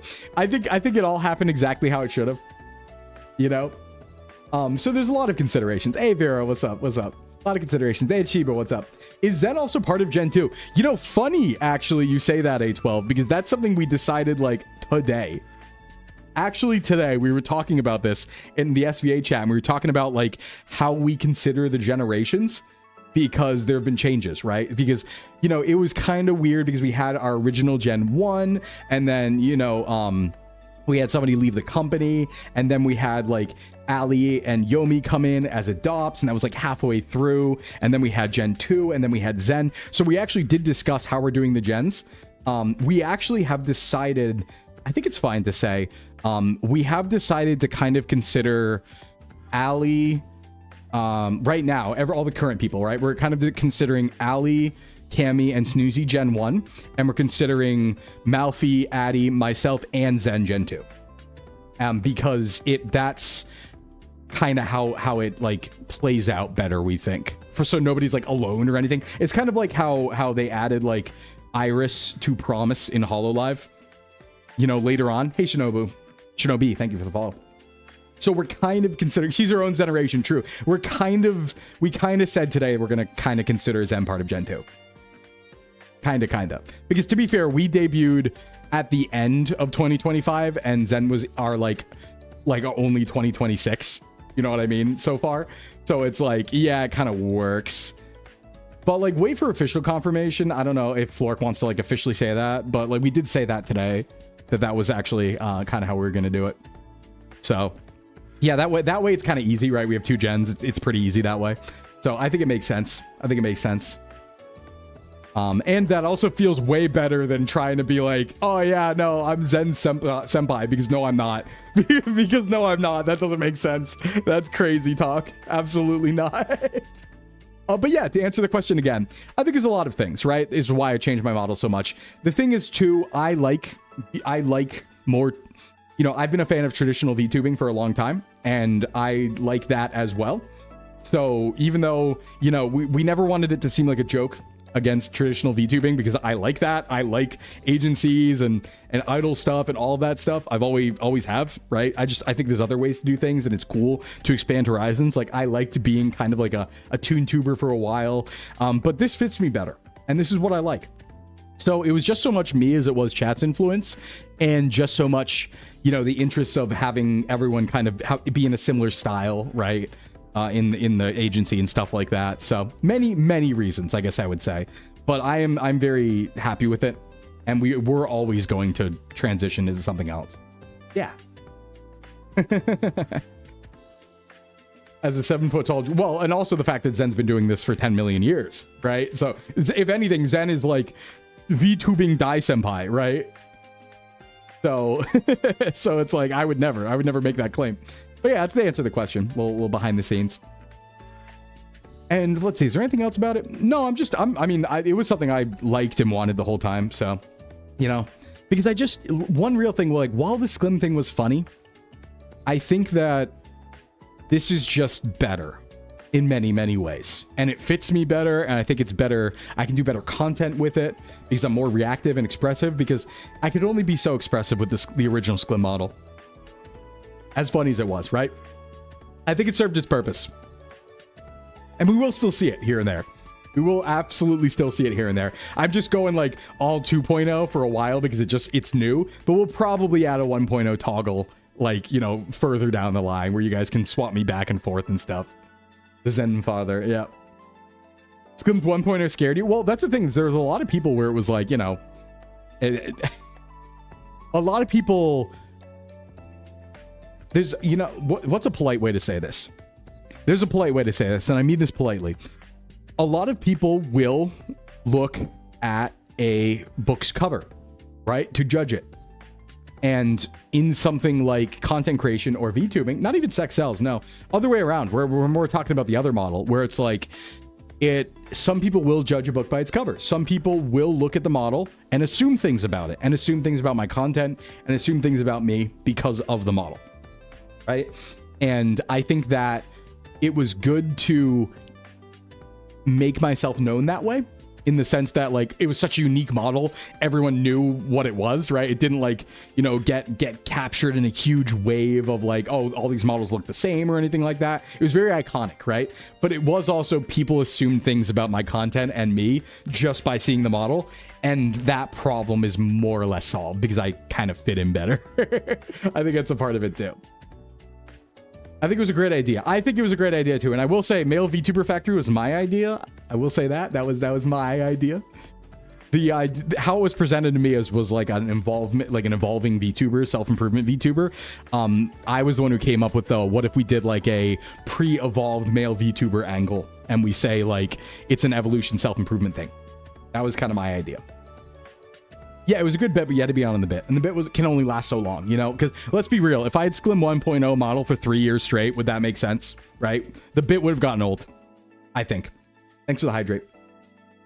I have a serious question. Do you think someone being 6'1", weighing 127, has a high metabolism, will be able to gain weight and strengthen themselves physically in 2 years? Or do you think that would take longer? Nope. You could do it in less than 2 years. And high metabolism has nothing to do with it. And you can absolutely gain weight. You can absolutely strengthen yourself. You just got to eat to wherever you're at. So you just have to eat enough to be able to gain weight, but it's very doable, and you can get very strong and like you can change your entire body in 2 years if you're very locked in and like hit it right from the start, Sharon. You can change everything about yourself in 2 years. That is a plenty time scale. Absolutely. I mean, case in point, right? I lost when I first started losing weight, and I didn't do this the most healthy way because I was a beginner, but I lost, when I was a beginner, 60 pounds in 10 months. So like, yeah, I was 9 or 10 months and it was 60 pounds when I first started. So like, yeah, you could change everything about your body because you could gain that much in 9 months too. Promise you. I promise you. Hey, what's up? We answered your question earlier. We missed it last week.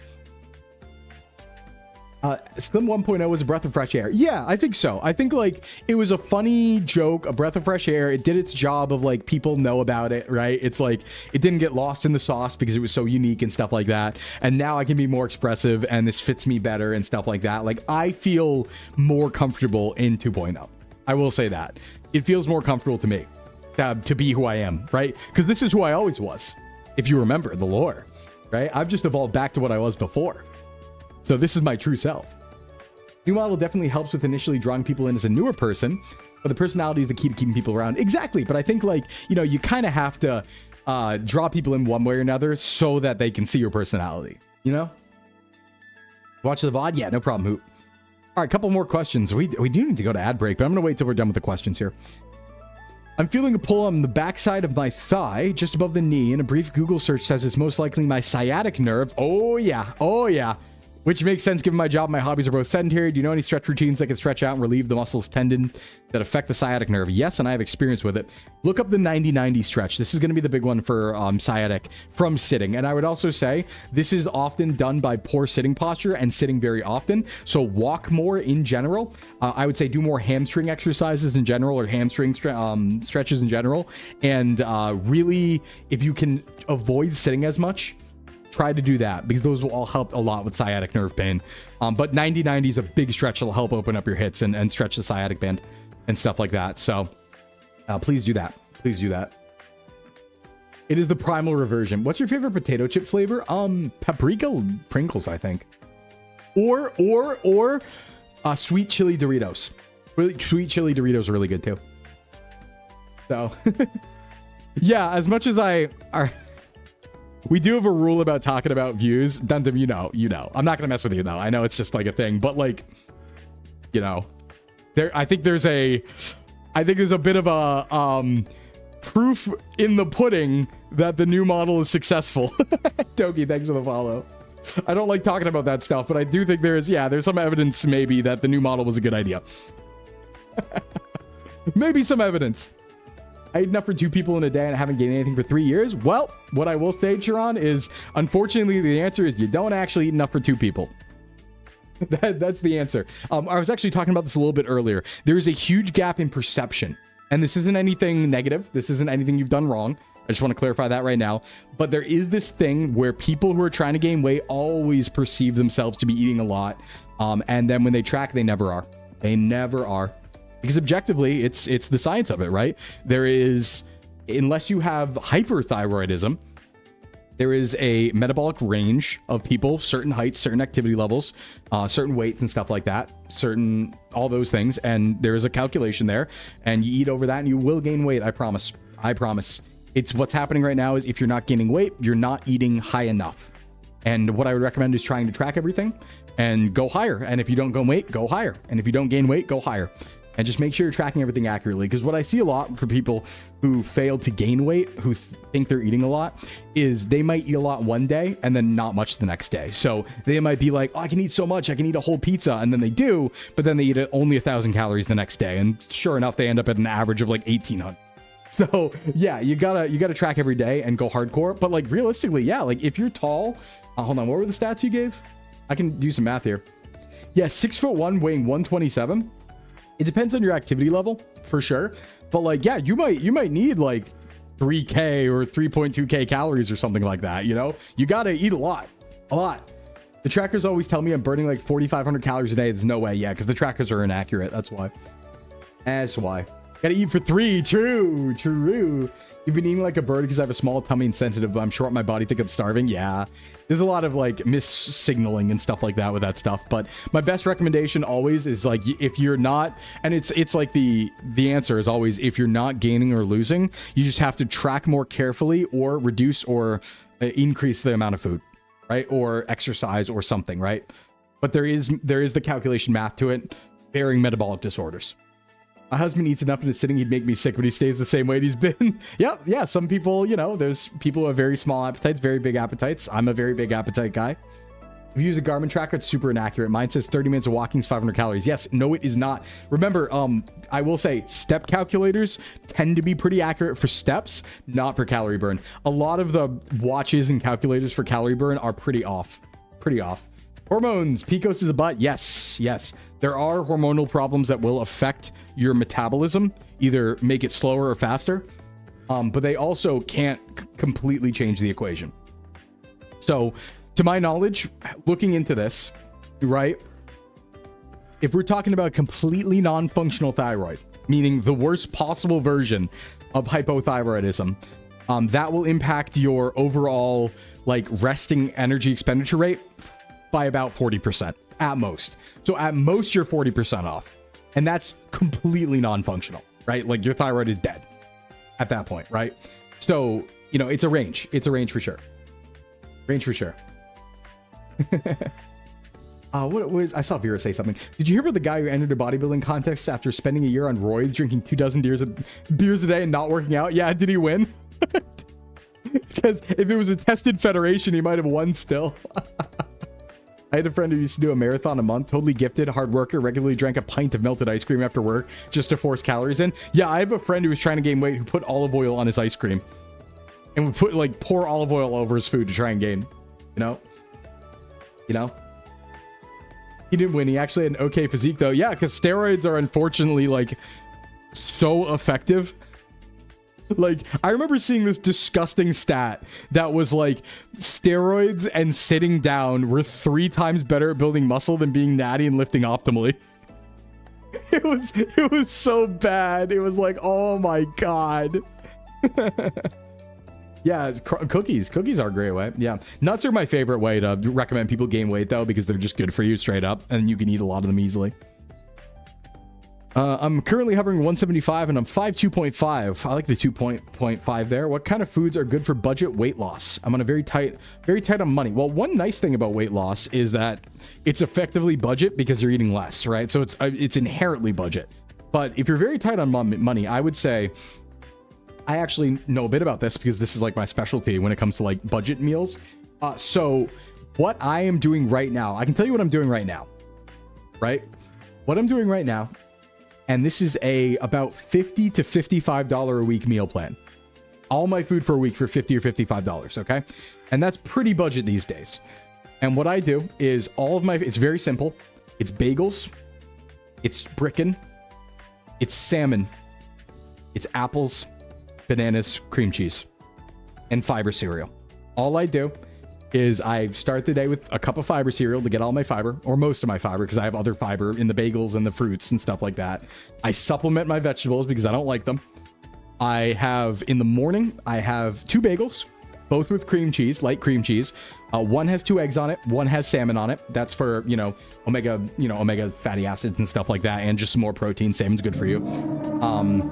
I will have apples and bananas as a snack. And then for dinner, I will have Bricken on top of 2 more bagels. And it is incredibly cheap. It has pretty much all your nutrients covered, except for vegetables, but I supplement that. Because you're getting, even more fiber from the apples and the bananas. You're getting, enough protein. You're getting good fats. You're getting enough carbohydrates. You're getting enough fiber. It's pretty robust, but it also doesn't require any prep. It's all very, you don't have to cook much besides Bricken, and it's $50. So that is, yes, salmon in a budget plan. Salmon in a budget plan. And the reason why is because there are things in salmon that you want that are just generally expensive to get. So it just turns out salmon's actually a pretty cheap way to do it because I only have a pound of salmon a week. So what I do is I basically get coho salmon for like $8 a pound, and then I split it up into 6 servings and then put it on my bagels.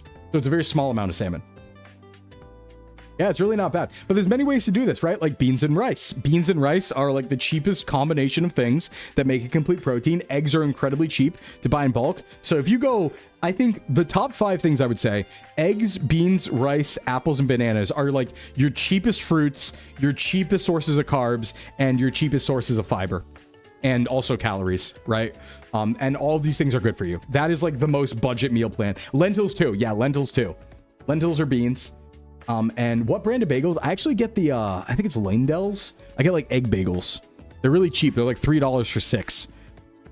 Are eggs complete protein? Yep. Absolutely. Next question. Yeah, so that's what I do. Also, what are some good leg strengthening workouts I can do? Squats, leg extension.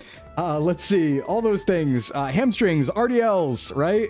Leg curls, deadlifts. Take your pick. No, I didn't get the Poop Myself bagels because I'm already getting enough fiber from the all-brand Buds Kellogg's fiber cereal, which is $6 a week for all of your fiber. And it makes you feel full. That's the other good part about all that fiber. Plus, with the bagels and the fruit, you end up getting like 45 grams of fiber or 50 grams of fiber a day. So it's even more than you need. It's kind of banger. Kind of highly recommend it. But that's my meal plan right now. And then, yeah, that's my cutting meal plan. So it should work for you too. But yeah, if you need to go cheaper, then your 5 staples are bananas, rice, apples, beans, or lentils, right? You could have some sauces in there to make things exciting, right? That's absolute staples. Eggs. I love salmon, but eggs are so versatile. You end up eating those more. I have both. Well, the week's worth of salmon, having a little bit every day is only $8, right? So it's an insignificant part. I guess it's, a fifth of the meal plan, but still. I absolutely do not have access to a gym for the winter. My anxiety's starting to build about it. I have a DDR pad, Ring Fit, Miku, Fist of the North Star boxing, and an exercise bike. Will that be good enough cardio? Yup. Oh, and a general question on the bike. It never really made me sweat or feel like I'm doing cardio like running does. What's up with that? If you can increase the resistance, do that. And you might need more resistance. Also, since my cardio isn't going to be running, how do I get a good amount of cardio in when all that activity is not as intense without spending 5 hours a day about it? Actually, it is. Cardio is just all about increasing your heart rate. So DDR, Ring Fit, bike, all of these things are cardio, and they are as good a cardio as anything else as long as your heart rate's elevated. So don't even worry about not being able to go for a run outside. You could just do bike forever, right? In fact, that's a lower impact than going out and running. So if anything, it's even better maybe. You have enough cardio, I think. I think you don't have to worry about this. I think between those things, you got plenty of cardio. Listen, you could even do jumping jacks in place with no equipment and you get enough cardio and if you do it enough. But I think these are great, right? So make yourself a nice little plan. Do the bike, do DDR, do the Ring Fit, split it all up. But as long as your heart rate's elevated enough, this is good. This is good, I think. Idle training, my goat. Yeah. The all brand buds are great. Why does it look like dog food? Okay, yeah, it does look like hamster dog food, I will say, but it's good. It's good. Since you got the Switch 2, will you be 1v1ing Flork and Smash? No, I don't want to lose. Can I tell you, listen, I have trauma. I have Smash Bros trauma, you guys. Let me tell you stories. So, 2 things have happened to me to give me Smash Bros trauma. 1, I had a friend who played Smash competitively. He trained on me for years. That was my experience with Smash, getting trained on by someone who's a professional, okay? Number 2, I used to help run a club in Sclim College. We had to segregate the Smash players because they wouldn't shower. I did that for years. I have Smash trauma. I don't need to play anymore. I'm good. That game holds no appeal to me anymore. I'm all smashed out, you could say. Look how they massacred my boy. Hey, great game series. I'm good to never look at it ever again. Yeah, the meme was real. We unironically had to, it was like a game club thing. We unironically had to segregate the Smash players to another room. Because for a while, because they were too stinky. And disruptive. No, this was Smash 4 era. And bro smashed up. Yeah, I got bullied by a pro growing up, and then had to deal with the stench. So I'm all good, honestly. Like, I don't want to go to that dark place again. I hold no love. I hold no love. I also just fighting games in general. I know people argue if it's even a fighting game or not, but fighting games in general are just not my bag. I don't like competitive games in general. I like with friends versus NPCs, or I like battle royales, but only because I can be a loot gremlin. I don't care about competing against other people. It's just not something I'm into. You and Smash is like me and Halo. Yeah. They always were the worst smelling area at the fighting game tournament. You know, there's maybe some truth to that in my experience. There's maybe some truth to that. Not everyone, but there's maybe some truth. How much salt? Too much salt. Too much buldak. I like how this is phrased. How much salt am too much salt? Semicolon. Too much buldak, comma, blood pressure high. reads like I was the bridge troll yesterday reading this. Too much buldak, blood pressure high. Have you played Lethal League at all? No. So, how much salt's too much salt? Well, I will say, if you already have high blood pressure, then yeah, sodium is something you want to look into. I would say that if you have high blood pressure, like medically already, that is when you really need to start looking at that 2,500 milligrams per day limit, or recommendation. Do remember that guideline that you see on like the you know, FDA guidelines, that 2,500 milligrams of sodium, that is not necessarily, that is the recommended amount. Okay, that doesn't mean that's your only upper limit. That is your recommended amount, meaning please have sodium. It's an important thing for you to eat. Just don't overconsume it. Okay, but have it. Don't, like, if you're having 900 or 800 milligrams of sodium a day, that's not a good thing in most circumstances. That's a bad thing. So yeah, how much is too much? I would say that if you have high blood pressure, keep to that limit. Keep it to that as a limit, 2,500 milligrams, and see what it does, because it could move the dial a little bit. But that is when you have to look at that. Otherwise, I don't think a lot of people have to too much if they don't have high blood pressure already, or if it's not raising their blood pressure. But yeah, I would say if you already have high blood pressure, definitely watch it and stay around that 2,500, maybe even a little lower.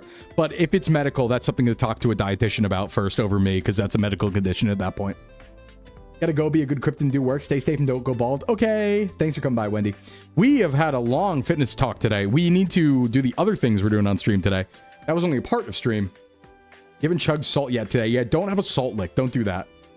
Me with constant blood pressure, that should indicate a health emergency. That's not good, Haz. I noticed since I started ADHD meds, I've been eating less salt from the shaker at home. What?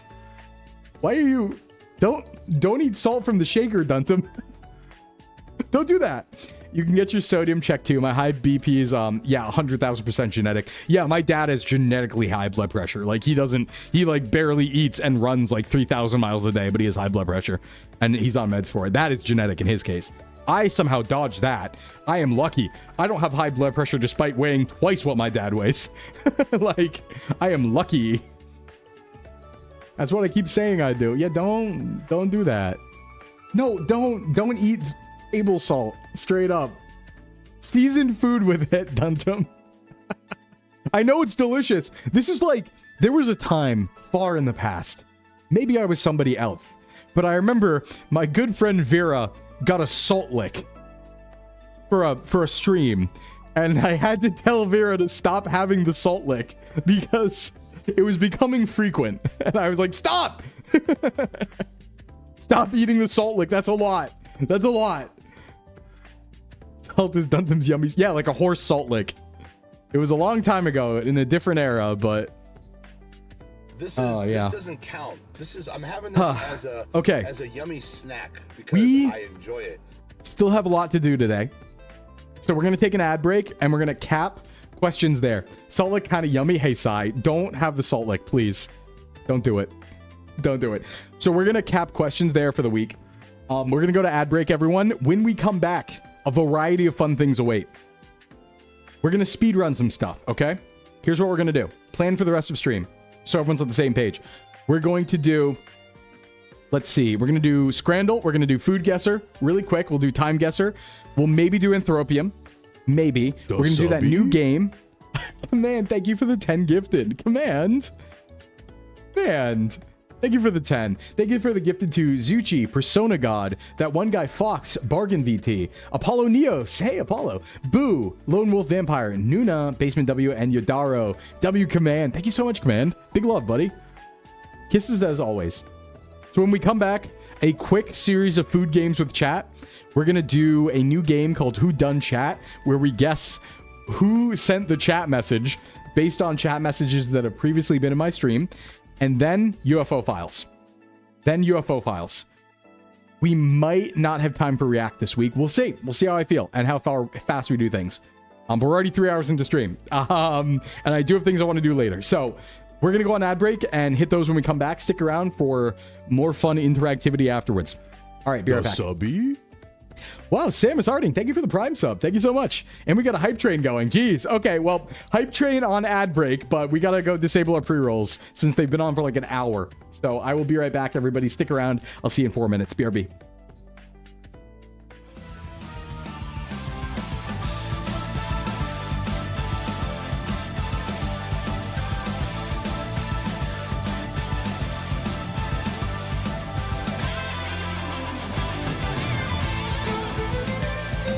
Dude, the bit's huge.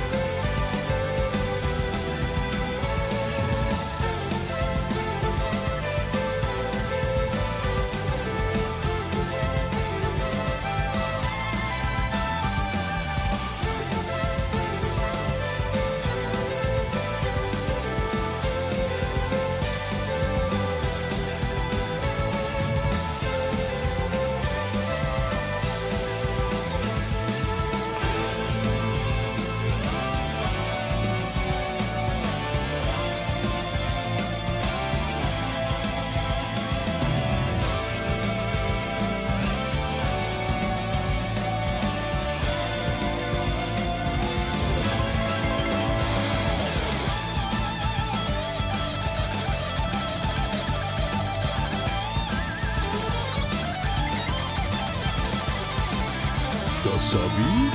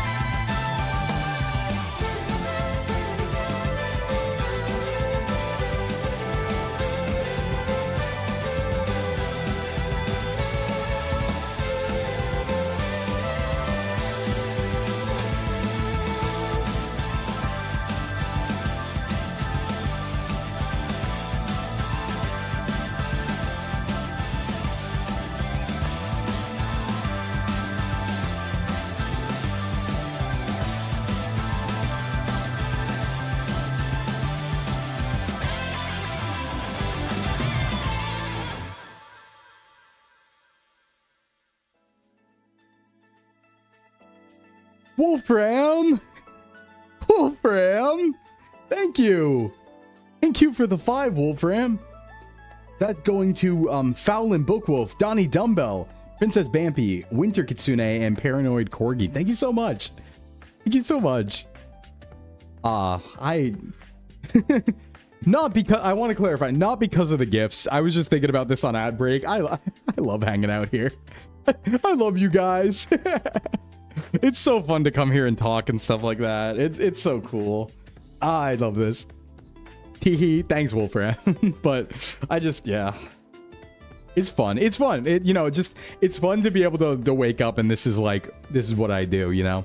I come here and I yap with you all and we just laugh. We do dumb stuff. We'd be silly. It's fun as hell. Big smiles. VTubing forever. VTubing 10,000 years. Should I rewatch the entirety of Dragon Ball to keep my Goku roleplay accurate? Yep. Yep, you should. I think you should. I think you should. All right, let's do some stuff collaboratively. It's time for our rapid fire Scrandle, Food Guesser, Time Guesser, Anthropium stuff. We'll do it fast because we have a lot to get through today. Otherwise, this is going to be a 6-hour stream. And while I could, I have things to do. So, and I also need to plan tomorrow's stream. So if you want there to be a stream tomorrow, we can't go 6 hours today. So short 6-hour stream. I'm a little busy this week. All right, let's go. First up, Scrandle, daily. Let's get it. Camden Town Stouter hot dog. Well, always hot dog because I don't want to drink. All right, let's see what we got here. If you run out of time for the chat guest thing, we're going to be so upset. No. We're doing that right after this. This is why we're speed running. 24-hour instead. I've done it once. I could do it again. Maybe for my birthday. Maybe for my birthday. That is coming up. I do need to plan something for October 5th. So we will do something for my birthday. All right, hot dog. That is a very pathetic hot dog. Or the river hot dog. Okay, we'll have a better one. It's 75 more cents. We're taking big dog. We're taking big dog. Cheeseburger and chips with a Fanta. Ooh, from Scotland or Fanta. BBQ loaded mac and cheese. Sorry. That's a banger. BBQ mac and cheese. Yeah. A cocktail sausage is not a hot dog. Very true. Steak and chips bowl. That's pathetic. Or a quesadilla. Oh, they're both the same price? No. Oh, come on, guys. It's mostly fries. Come on. Korean chicken sub from England or peri chicken and halloumi wrap from England. Both are pretty solid. This is looking a little juicy. Thank you for the level 5 hype train, by the way, everybody. We get a hype chest off that. It's kitty love emote. Well, I'm a dog, but we'll take it. I mean wolf, but we'll take it. We'll take it. I'm going left. Yeah, fair. Very fair. We got a pizza on deck. Hey, HD, what's up? Pepperoni pizza or buffalo chicken? Ooh, wait, that chicken looked kind of good. New Zealand. It's actually kind of cheap, too. Ooh. Hey, Tux. Oh, God, how do I feel about this? Yeah, but look at the price difference. It's like twice the price. Like twice the price. I think I want to go here. I think I go here. Yeah, okay, nice. It's a good pizza, but the price wins there. Fish and chips with tartar sauce and a lemon wedge. Ooh, 1 lemon wedge. Or Spanferkel. What is Spanferkel? It's cheap. I'm going Spanferkel. I mean, like, there's meat there. There's, like, meat there. Chicken tinga tacos from the USA or 4-piece chicken finger and a hot dog. Pathetic chicken fingers. That's like a you're at a school trip. Chicken fingers to the aquarium chicken fingers. It's also $30. Eat my entire ass. No, thank you. Well, like chicken thumbs, yeah. All right, here we have a pizza with fries and a beer and nachos and dip. Okay, we got movie theater style from Spain. You think Spain would... Wait. Hold on. Wait a minute. Criticism. Are you telling me that Spain has fake nacho American dipping cheese? I want no one to make fun of us ever again. Look at that. Isn't that interesting? Make fun of our cheese, will you? They talk a big game, but What is this? What is this from FC Barcelona 2022? Ooh, talk a big game. Talk a big game. And you know what? Maybe I do want nachos today.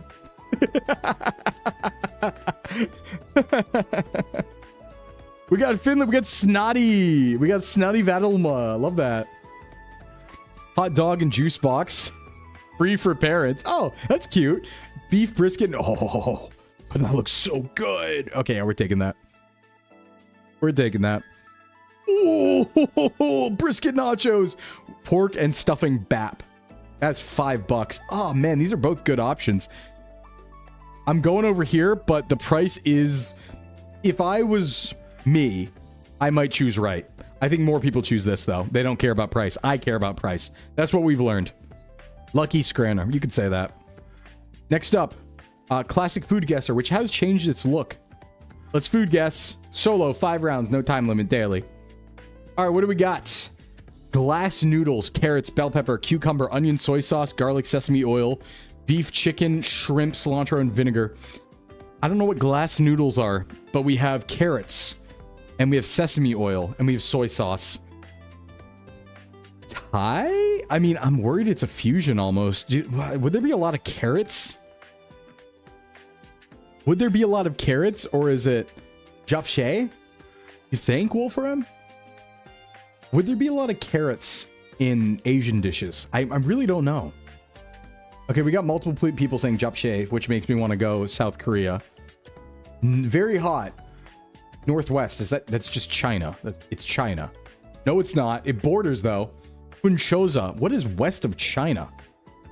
China. Oh, wait, hold on. West of China. Is this Kazakh? Glass noodles. That's 10 countries. Give me more than that. Glass noodle. I guess it could be west of China if it's like here. Maybe it is Thailand, actually. Maybe it is Thailand. No, but it's northwest of South Korea. Mongolia? No, it borders west. Oh, God, I don't know how it considers the borders. Let me just, like, make sure it's not Thai. No, it's Funchosa. That's not Thai. That's not Thai. Is it Mongolia? No, I think it's, like... I think it might be Kazakhstan, honestly. Yep. All right. Next round. Flour, butter, eggs, cheese, often Gouda or Edam, salt, nutmeg, and breadcrumbs. A savory snack consisting of crunchy cheese-filled sticks. I don't know where Edam is from. Gouda. What is this? Flour, butter, eggs, cheese, Gouda, nutmeg. Okay, nutmeg. Where are we? Nutmeg could be...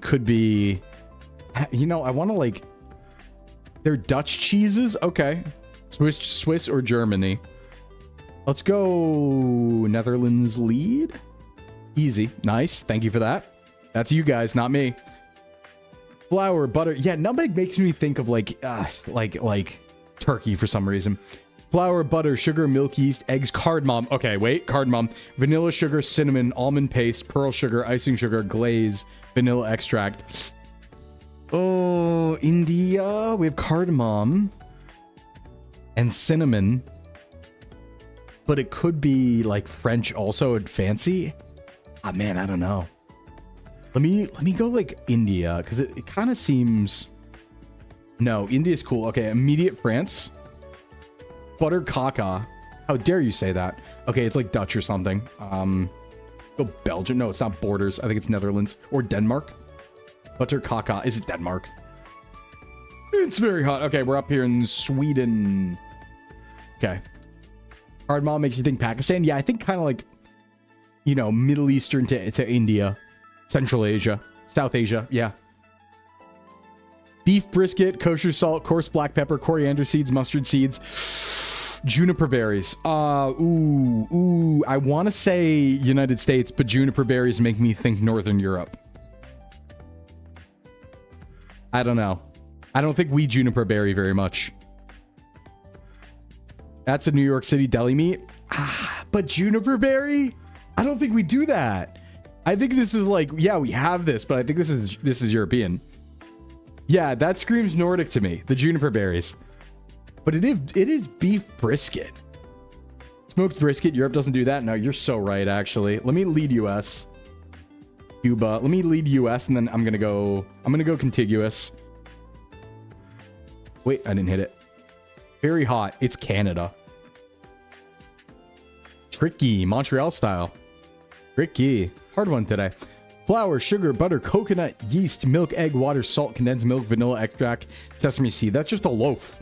That's like a coconut. Nice coconut there. Huh? France, that's brioche. Okay, I didn't know they used coconut in that. Ice cold.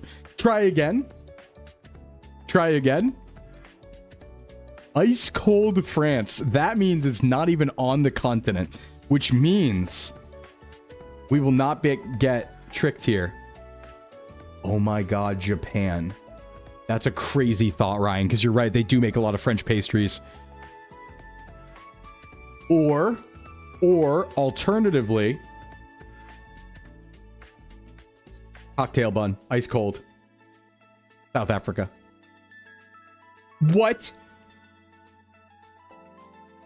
Wait. I thought I went to all the other like Anglosphere places. Where's this from? Philippines? Brazil? Yeah. Fun fact, give Sclimbo $500, he'll just go to Japan. No. I think my go to Japan number is 3,000, unfortunately, because it'd be a month. Fiji? I think it's Korea. We should maybe go Asia. There is coconut. I'm gonna maybe go Philippines. I think it'd be named something different though. Let me go Philippines. Philippines is hot. Okay, but it's hot northwest. I don't know, cocktail bun? You've seen these in Asian bakeries? Oh, it's not actually, it might be Japan. Where was that? Hong Kong. Exclusively Hong Kong. Okay, man. A little tough. A little tough. All right, one more. Just because I didn't like that. I didn't like that ending. One more. Come on. Potatoes, macaroni, cream... Oh, wait. Potatoes, macaroni, cream cheese, onion, butter, salt, pepper. We're literally doing macaroni and potatoes. I'm going United States. I'm wrong.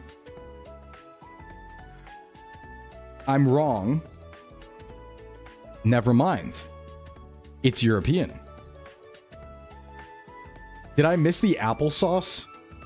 Seemed like poutine. Brazil? No, it's west. It's east. UK? You know what? Actually, it could be UK. I don't like UK. Oh, they really split them up, huh? Alper Mangronen. All right, man. Try Denmark. No, let's try just straight up Germany. If I didn't read the apple part of here. Borders Austria. Switzerland. Woo. Okay. Switzerland. Basmati rice, chicken or mutton, yogurt. All right. Well, come on. We know it's... We don't even have to... Never mind. Well, close though. All right. It's Pakistan.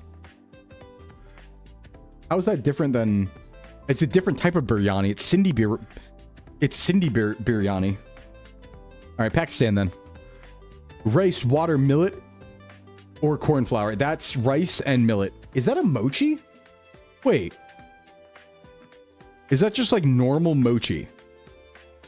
I think it is. Yeah, that's mochi. Straight up. Not. We're wrong? We're wrong? It's in soups. They have it in crab. But it is rice. It's pounded. Yeah, they're getting me today. They are getting me today. They're doing it to me today. Okay, we're ice cold in Japan too. But we have rice. You know what? North Africa. I'm going Morocco next. Kind of cooking. Tuan Shinkafa. We are on Africa. It is Eastern South. I go Ethiopia. Okay, it's west. I go Nigeria. Hey, there we go. CRN. Hello, princess. Welcome. Yep, go Africa. Win rice, not Asia. Go Africa, I think is the way to do it, right? Unless it's South America, clearly. Rice, onion, tomato, tomato paste, red bell pepper, scotch bonnet pepper, garlic, ginger, vegetable oil, chicken stock, curry powder, thyme, bay leaves, stock. What is going on here? There's a lot happening here. We have tomato, but we also have curry powder, but we also have bay leaves and stock cubes. Feels like stock cubes have to be like Western though, right? 80? That's a pretty hard call, honey drop. Hold on. When I see a really hard call like that, I go for it. No, not Haiti. That gives us direction. Okay, let me go. Spain? Jollof rice. Wait, we've heard of this before. Jollof. It's south of Spain, so we're on Africa. We're in North Africa. It is warm, so it's not Algeria. It's jollof, jollof, jollof. What about West Africa, huh? What about Liberia? It was a lot of countries, to be fair, but I'm taking Liberia. I'm taking that. I'm taking that win right there. What about Liberia? Milk, sugar, cornstarch, flour, eggs, cinnamon, lemon peel, oil, orange peel. Okay, we got cinnamon and orange peel. I do know this. Oh, I know this. Oh, what would this be? I feel like in my heart, in my little heart of hearts, I do know what this is. Lemon peel, orange peel, cornstarch, flour, cinnamon. Cinnamon and orange peel. Custard. I mean, I want to just go France. Cinnamon, not so sure, though. Let me start France, but I don't like it. Okay, we do border. Pretty close, then. France borders Spain. Okay. Leche frita. Take it. Not bad. Not great, but not bad today. Not bad. Next up, time guesser. Daily. Let's go. Daily time guesser. All right, well, that's pretty easy. We are car-wise here. We are 1920s. I would say late 1920s, early 30s. Or mid-30s. We have a rank. We have an outfit. That is... What is that helmet? Where are we? Looks to be Europe. We have a clear, like...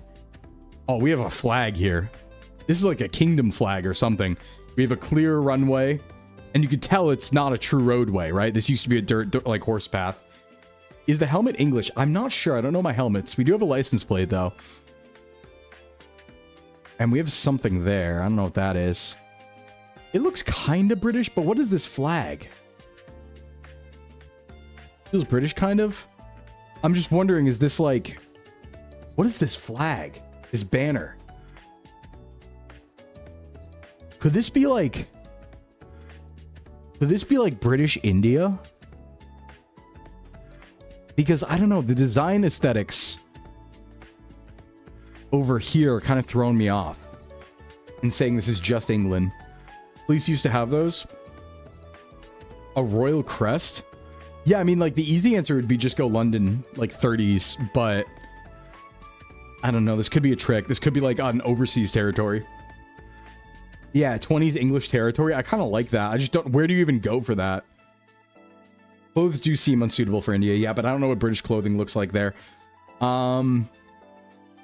I don't know what overseas territory it would be. It is a very big building, too. I feel like we should be able to recognize that. You know what? Let me just go London. Let me just make it easy, right? I don't know, so I'm just going to go London in late 20s, maybe 30 on the dot. 2 miles, 7 years off. It was 37. Okay, not bad. What do we got here? We got Kusinen. We have some outfits. Okay. Cars. The outfits are more modern, though. Look at this. Look at this. Older cars, modern outfits. I want to say late 40s, early 50s. Maybe. I want to say post-war. Maybe, just with some of the outfits. Like, that looks kind of more modern, huh? Like, her right there. She looks kind of more modern. Finland. I like it. Could be time travelers. 1950. I like 50 on the dot. Yep, I like 50 like Finland. Let's go like Helsinki or something. I like just going the capital. Maybe let's go like Helsinki 50. Late 50s? I kind of feel that, but the cars though. You know, yeah, let me go like late 50s. Helsinki. Early 70s in Helsinki. We were right about that. Early 70s. Wow. Why do the cars look so old? That really threw me off. We got the rest. Not bad. All right, here we go. I'm gonna say, ooh, yours truly. Restaurant. Yep, Pepsi Cola. This is the U.S. This is a U.S. parade. This is a Macy's Day Parade. In fact, this might be the first Macy's Day Parade. I don't know when that took place, but we got a turkey float. It's got to be Macy's Day Parade, right? Gotta be. Pepsi logo.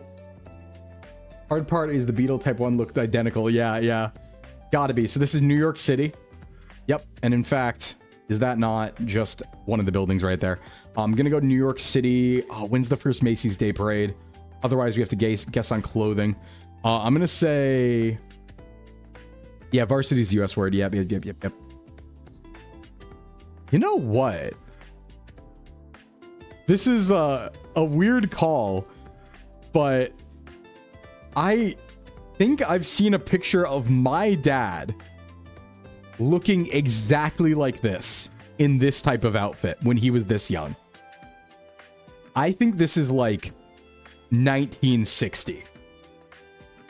In fact, and look at some of the vehicles. Yeah, this is the 60s. I'm going to say 60. I'm going to go like 63. 59. Not too far though. Not too far though. He looks like my dad. That kid looked like my dad when he was younger. And it was the Macy's Day Parade. 4 years off. That's not bad. Ooh, more modern. All right, let's see. Sarconex Centre de Congress Banque.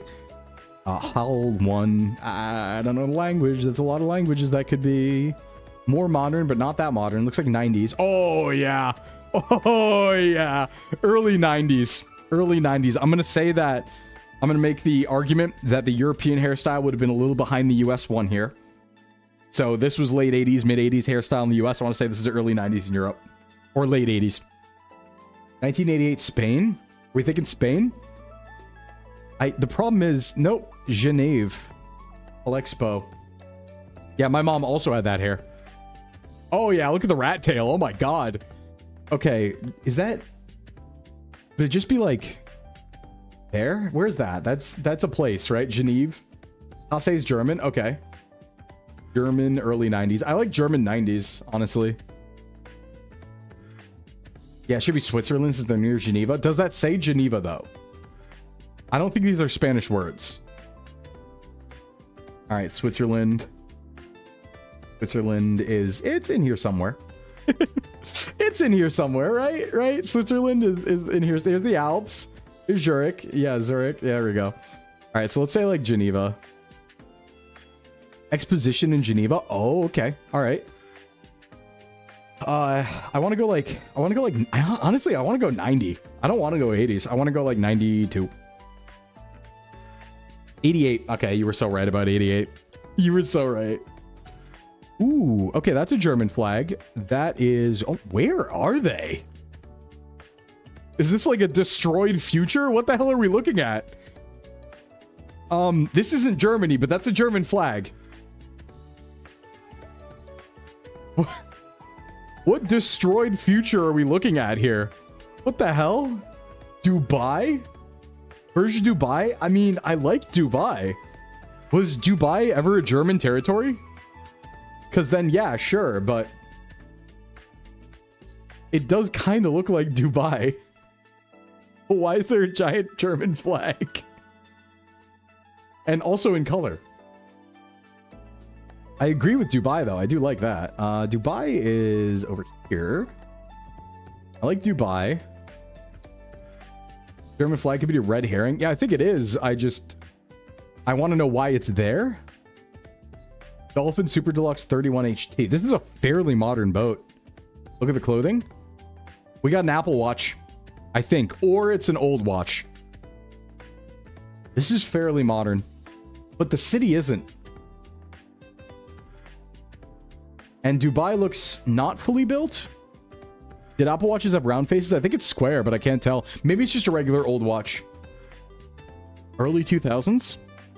I want to say it's more modern, but no, there's a fishing computer right there.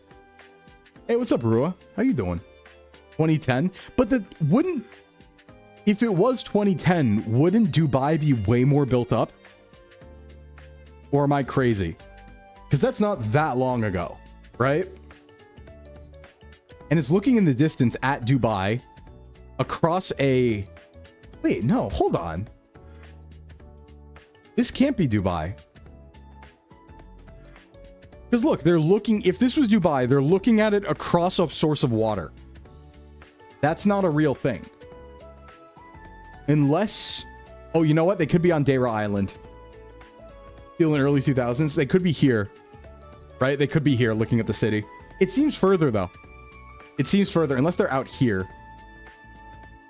I don't know. I'm not sure if this is Dubai. I don't think we have a choice, though. Let me go like 2004. There was a lot of island building. Yeah. Okay, it is Dubai and it's 2007. Damn, somebody was spot on. And it was... Oh, it was a different island off of Dubai. Tricky. Tricky. You were spot on. Yeah, on the other side of the bank, you were spot on. Tricky. Okay, next up. Anthropium. This is a new one in the rotation. This is trying to guess the time period and location of an artifact. Very cool one. Hey, Fantasy, what's up? This is a really cool one that Binka told us about, or somebody told us about. And we thought it was an anthro furry trick, but it wasn't. It wasn't. All right, so this one, we have to guess a, what is it, 200-year time span? 250-year block. It is very hard. We're not good at this one yet, because we just started. What are we looking at here? We're looking at context clues. Binka's going to be really good at this one, I bet. Serpents with that head is Greek, I want to say. Right?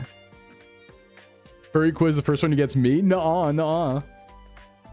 What is this? Like a incense carrier or like a gravy dispenser? I don't know what we're looking at here. But I feel like that serpent with like the man face feels like Greek or something. Hey, Fantasy, thanks for the follow. A naga? Like a lamp? I can't see any of the other figures. You know what? That does look a little... That does look a little like India, South Asia. Yeah, you know what? I have no idea where this is from. I think Liz is right. Like a lamp. Ooh, a lamp. Ooh, yeah. No, I like it. Ooh, like a genie lamp. Like a genie lamp. Okay, wait. Cooking. What if? This is going to be a bad guess. What if Tunisia? Bronze on a wood base. Okay, what if Tunisia? What if Carthage? We're so bad. It was Italy, and it was like Rothschild lamp. It was like pretty modern Italy. I gotta stop. I keep overestimating the ancient past. I keep being like, yeah, they could do this. All right. Oh, we got a tapestry again. Oh, no. I'm so bad at these. Patterning. Mongolia? I don't know. Cotton. It's cotton. Middle East. You saw it in Minecraft? Yeah. You know what? Turkey. 1500s. Sure, man. I don't know enough to do this. That is an ancient alien. No, that's an ancient alien. Actually, I might have an idea on this one. This is brass. Yeah, there was a Rothschild lamp earlier. I think this is South American. I think this might be like Olmec or something. Looks kind of Olmec. I'm going to go here. And brass. I'm going to go... So bad. I'm so bad. I'm so bad at this, you guys. Ooh. All right, we got some tapestry with some creatures on it. Some people. That looks European to me. Would this be up in a church or something? Okay, we got a spear, we got a horse, and a bronze. Ooh, it's okay. Okay. Hand woven? Wait, it's silk. Russia? I kind of like Russia. Kind of like Russia. Not a bad guess. It's also silk, though. It's cotton, tassar silk, plain weave, and embroidered. So, silk, okay. You know, that's Silk Road. Russia has access to that, though, doesn't it? I don't know. Maybe Kazakh? No, it feels more Western. Right? Because, no. Horse and spear. And just the style. It looks like a lot of those medieval paintings of like how soldiers looked in European medieval paintings. I'm not sure, though. Maybe like Romania or something. Like something more towards the east. Or like, yeah, I like Lower Russia or Romania. And then we'll say like 1,000. You're 1,000. Oh my god, we're bad. I guess everyone drew like that back then. It's also 1,600. We're never winning any of these. That is just a belt. Wait, okay, hear me out. That's a belt. I'm gonna go like ancient belt, all right? Let's just hard sprint towards Mesopotamia. Ancient belt. I'm so bad. I'm so bad. It was Caucasus, though. How would I know? How would I know that's 900? You have to like know these artifacts. Okay, that's a cross. Hey, what's going on it? Thinking cap. Thinking cap. Prester John. Deep cut. Prester John was a rumored Christian king in Africa. Right? Could this be an African cross?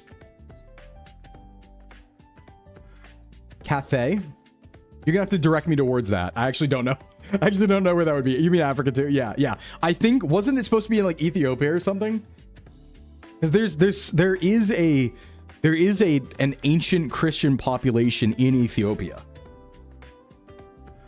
So I want to say it's here. Early CE. I agree with that. Okay, but it was later. It was later, 1600. Hello. All right. Well, we can do this one. Hello. Hell yeah, nice tapestry. Clearly England, I would say so. Now the question becomes, Cathay's ancient China. Thank you. Hey Zor, thank you for the streak. Don't lose it. The question is it Japanese, Chinese, or Southeast Asian? Well, or Korea, because Buddhism spread everywhere. So is it Chinese or Japanese is really the question. Chinese, pretty sure. I'm not sure, because it could be Japanese too. Yeah, there's no hiragana though, so it's hard to tell. There's no kana. These are all kanji, right? Is there a way to tell? Indian influence art, yeah. Chinese, but when they invented paper. Ancient kanji does look a lot more Chinese, yeah. Japanese uses different radicals. Ooh, okay. That's good to know.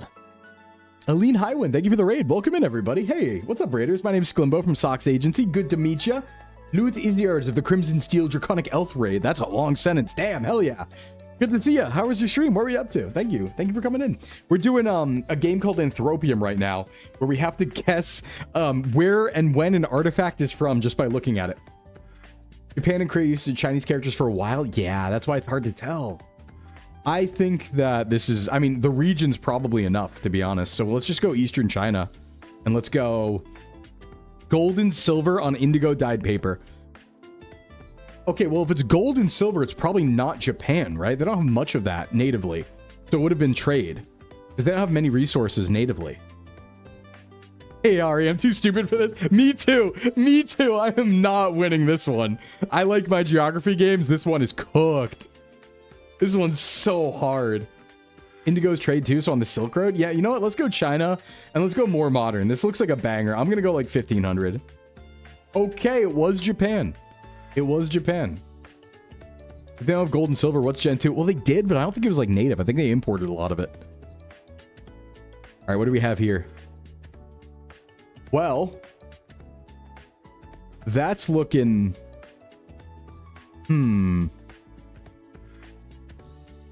Okay, he's got a staff. This man has beard. Is that Hermes? It might be. I want to go Greek. I definitely want to go Greek, but I'm also like... I might be being tricked by that. Greek, that's an Asclepius Rods. That's a medical person. Yeah, that's kind of my inclination. Let's lock in Greece. But when? It's marble. Oh, that's like any time. Oh no, that's like any time. Okay, Greek marble. Let's go like high Greece, right? Let's go like Athens in before Rome time, right? Maybe like Hellenic. What was that 15? Something like that. Something in there. Maybe 1000 BC. It is Hermes, but it was much later. All right, what do we got here? That is... Ooh, I immediately want to say Africa. Look at the beads. Looks like the modern bead things you do. Well, there's a date on it, so that's helpful. It says 1720 right there. Bluefish. I want to go... It might not be Africa. That could actually be... Actually, hold on. Is that a coconut? I was going to say, is this Polynesian? Is that a coconut? That might be Polynesia. That might be a coconut. It's made of bamboo in part. Is this a coconut flute? I think we go Polynesia here. I think we do. Or Micronesia. Polynesia. You put the lime in the coconut. I'm going here, and I'm going 1720 because that's what they said. Doctor. Oh, baby. We got it. Pretty much. Yeah, Crush a Man's Skull, play a jaunty tune, or it's a reed pipe. And over here we have... Ooh, okay. Well, I'm going to go India. Yup. Yup. I'm going to go India. Although that is... That language. I don't know what old Indian script looks like, or is that something adjacent? Either way, I think the region's fine. But that might not be India proper. That could be like old script from like something else. More Arabic than Indian. It does look different to me. Not Sanskrit, but Telugu. Yeah, it's not Sanskrit. I know. That's kind of what I was thinking. I was like, yeah, it looks different.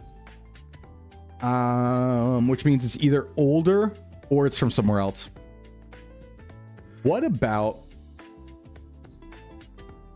Can it be Tibet? Oh, it sure can be, actually. Oh, it sure can be. You know what? I think you're right, Hades. I think it's Tibet. I actually think you're right. I like Tibet. I like Tibet a lot. I just wouldn't know when. Hard read Tibet. That's so good. Ooh, good call on Tibet. Tibet, it's Tibet. Good call on Tibet. An initiation card. Yo, we sucked. We maybe didn't do too good today, but that's okay. That's okay. Okay, next one. This is a really fun one. So this is what I've been promising. This is a new one called Who Done Chat. I put in my Twitch username, and it's going to show me chats that have happened in chat in previous streams, and I have to guess who sent that chat message. So I need to see how well I know you guys. Okay, let's go daily on VTuber Mail. It is hard, though, because some of them are just emotes, and you're like, all right, I don't know. Who sent an emote? Right? Oh, no, you'd be surprised. There were some... I tested this once. There were some rare pulls. All right. Wait, why does it show... We all make bad decisions in a heat of passion jumbo with the emote. Is that me, Little Crow, or Foxtrot? I'm going Little Crow. That was Foxtrot. Base chance for 666 is 1.5. This is...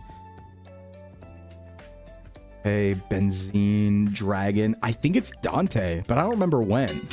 That was Dragon. Oh, okay, I'm really bad at this. 256 is the limit, but now you can use Terabyte Plus, Surd, Heroic, or Darkness. Heroic or Surd? Okay, we'll take Heroic on that one. I'm mixing oxtail soup for Din Din.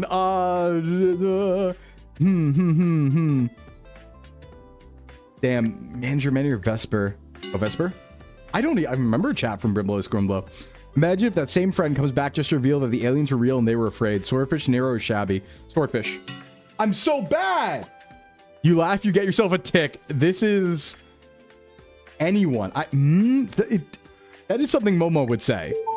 Okay, yeah. This is an interesting combo to wake up to and join in on. That is for sure Poemi or like Lex. I want to go Poemi. It's Hezzy. I'm so bad. Don't listen to me. Yo, this game's great. Guys, I'm sorry. I'm so sorry. I'm bad. Which is funny because 7-Eleven in Texas, lol. I don't know. An anthropomorphic duck called Beam the Dynamite. They were just throwing anything to see would stick to this point, huh?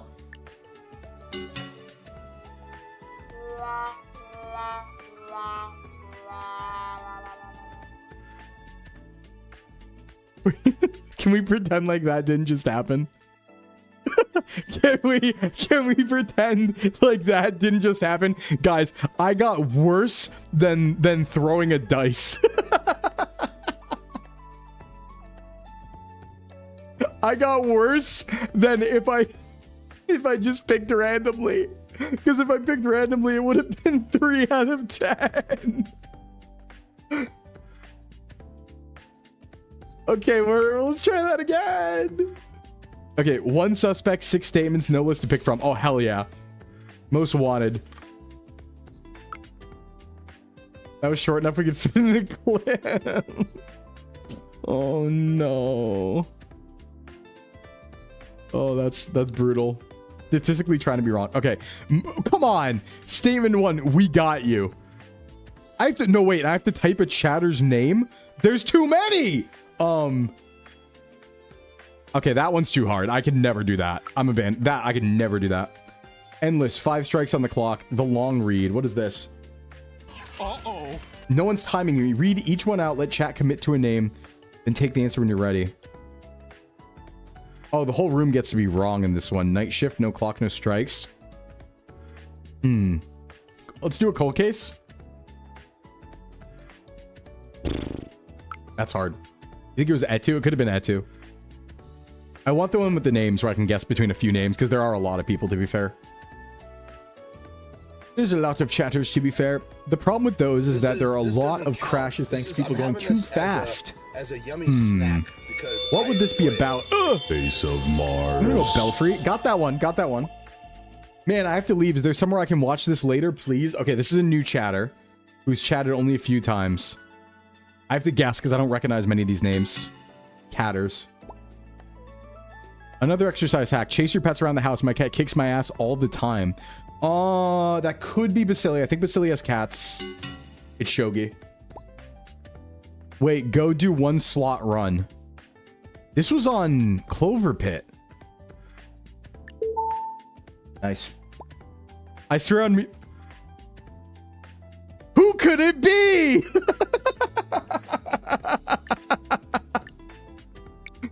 Even if I didn't have the emote, that one is so easy. Stand-up probably also has the ability of Shadow Clone Jutsu Sclim. That is a Tux message or a DB message. That's... I say Tux. Yeah, we're kind of cooking. Powerlifting's being able to pick up more than anyone else, but not being able to tie your shoes. A knower sent this. This is a knower. We got to make the questions weirder, guys. I would say that's a Dunta message, but it's not. Winter Charm. Manager. Amager. Moose, more super predators, you said. Okay. Scepter? Yep. Lamb is great when done right. If not, it's desert dry. Okay, a cooking knower. Sounds like something Rosie might say. Ham, Slamich, Woozer, anyone. Woozer. I'm lucky enough to have cardio built into my job. Ooh, who would have said this? Vent Boy, Doctor, or Firestar? Go Firestar? No, it's Doctor. Oh, I could have done that. Circumstantial. Another cold case. It's circumstantial. What else we got? Hey, Sclimbo. Hope you're having a good day. Oh, that's so nice. Odd. Hey, Kip. If there was a certain meat you don't like, do you consider it a vegetable? Good question. That is something Mune might ask. Ven could be Mune. Nice. Bam. Boil all milk. The sprout. I don't recognize these names. Yes, that's a guess there. I like rock climbing since my grip strength helps all that, and I like heights. Total loss. DB. I think one of these two. No, it's Cheese Man. Help me kick package break fast. Fair. The lower the condition, the more likely it will jam. Talking about a weapon? I'm gonna have to go with war here. That was Proj. Winter's cinnamon, summer's ice cream, and BBQ. Spring is fish. Oh, this is nice. I camped here waiting to redeem Flabber at noon. That is Frost. Does Sclimbo taste like Brickin'? I don't think Sharko would ask that. Sharko would ask that. I felt like Sharko knew too much to ask that. Sclimbo, everybody. That could be anyone. I'm gonna go Tyler. Okay. Sclim needs to lift the heavy boulder, please. Boozer, Volcano, or Pinky? Hey, Cobb. Volcano? Nice. Your stomach is impressive. Anyone could have done that. I feel like Vex. Oh, me. Okay, another cold case. This is good. We'll keep running this for a little bit, for like a minute or two, because we do have other things to do. The Addy aggro is brutal. Okay, an Addy knower. That could be anyone. Let me go double A. Chaos Codex. Hey, Lunar, thank you for the streak. We need to invent a calorie version of XP share so we can even out the Skelly Bros and Fat Bros. That is something I want to say Sony fan said. Yep. Embrace the quiche and custards. Too poly. Who would have said that? Stay bright. I need to gain weight. Can I have whatever Yomi wants till you lose? Okay, a Yomi knower. Cotton string or docile lime. Hey, Pinky, thanks for the hydrate. Converters would be decent enough for most. Can you imagine having people haul around CRTs from a rental place? Bogo? Acer? Acer. I'm old enough to run for president next time. I could run as the anime president. Listen to my politics explicitly derived from Gundam. Calypto! I have a bike that I really want to ride across state lines. That's an old ice cream bike. Is Arcane. I'm cooking. It's okay. I'm not a pro. Tarkov. That is Tomiana Ray. I'm concerned that more people didn't argue that Malfino was the adult in the room. That's Woozer Ori. We were cooking. I just started eating crazy amounts of carrots to lose weight because young carrots are so good. Okay, a vegetable enjoyer, Leafy. Cadence. I think the funny thing is I believe that Gen 3 had the least total games sold. The Pokemon knower, MNN. Lions is not concerned with translating live live, laugh, love to German. Okay, Leffel. I kind of want to just draw some gremlin. That's like Dundum. That's a Dundum saying. That's Dundum. My windows don't open all the way to allow 4 units. Okay, European spotted. At Surd, kimchi cucumbers are a thing. Could be Nuna, actually. Yeah. I used the juice. I feel like Nano could have said that. Oh, Yorkman. Oh, that was good. When did you say that? At some point, clearly. One more. One more. You used the juice. Pokemon so useless, it is kill on sight, lol. Orcus. Sclimbo, you bastard. You've changed my box mac and cheese game. Thanks to Goodles, I'm now like Annie too. Ooh, Pogo. No, it's Bjorn. I'm hiccuping. A tear comes to Sclimbo's eyes. He lifts the pillow. What is this about? Going? Salem? Going. Oh my god, are you going to Offkai? Fua. Because Beryl knew. Lala, I'm there with you, Lala. At Lala. Queen Leo, Neeps Peas. Well, it's not Lala. Nice. The side effects section of the article is killing me. This is about, like, Brickin' or something. I'm gonna say this is Tom. Nice. I have a few high-quality playing cards. Ollie, Amelia, or Liz. Nice. Nice. Oh, it was only because I sucked and I lost to her multiple times. Okay, talking about a Nuzlocke, Beryl, Dando, or Woozer. I almost went Dando. Why are you booing him? He's right. True. Dante, heroic, or heroic? He's my heroic Vanguard. Sclim, you can get the hideout from Lawbridge. You just need Acro Bike. Okay, Pokemon knower. Go in, PK, Wi-Fi. Boom. Super Saiyan form with gold stubbles on the dome. Because it wouldn't be Scabber Leo. I liked Ultra Sun and Moon. They had a great end game. Hop City Black Belt or Kylo? No, it was Hop City. Sclimbo, Sclim to all of you. This is a true A12. Only a few people use Sclimbo. At Gumbo, potentially, though, Mystery Dungeon may be even further in the future where thousands of years have passed. Ooh, Ibutsu? No, this was talking about Pokopia, I think. Good game, though. Really good game. That's a banger. That's a banger, right? That's a banger. Okay, as much as I want to keep playing, we need to do UFO files today. We're going to have to just pile reacts for next week. I don't have time for reacts and UFO files, but I don't want to scam you on UFO files. Okay, we're going to do UFO files, you guys. We'll do reacts next week. So we're going to look at the UFO files for the rest of the stream. And then we'll end after that. This is a good game, Has. Thanks for recommending it. Okay, everybody. So as an explanation, let's go over here. And it's time for spooky time. All right, explanation. So the US government has been releasing files on UFO videos and documents for the past couple months. And we look at them every time they drop.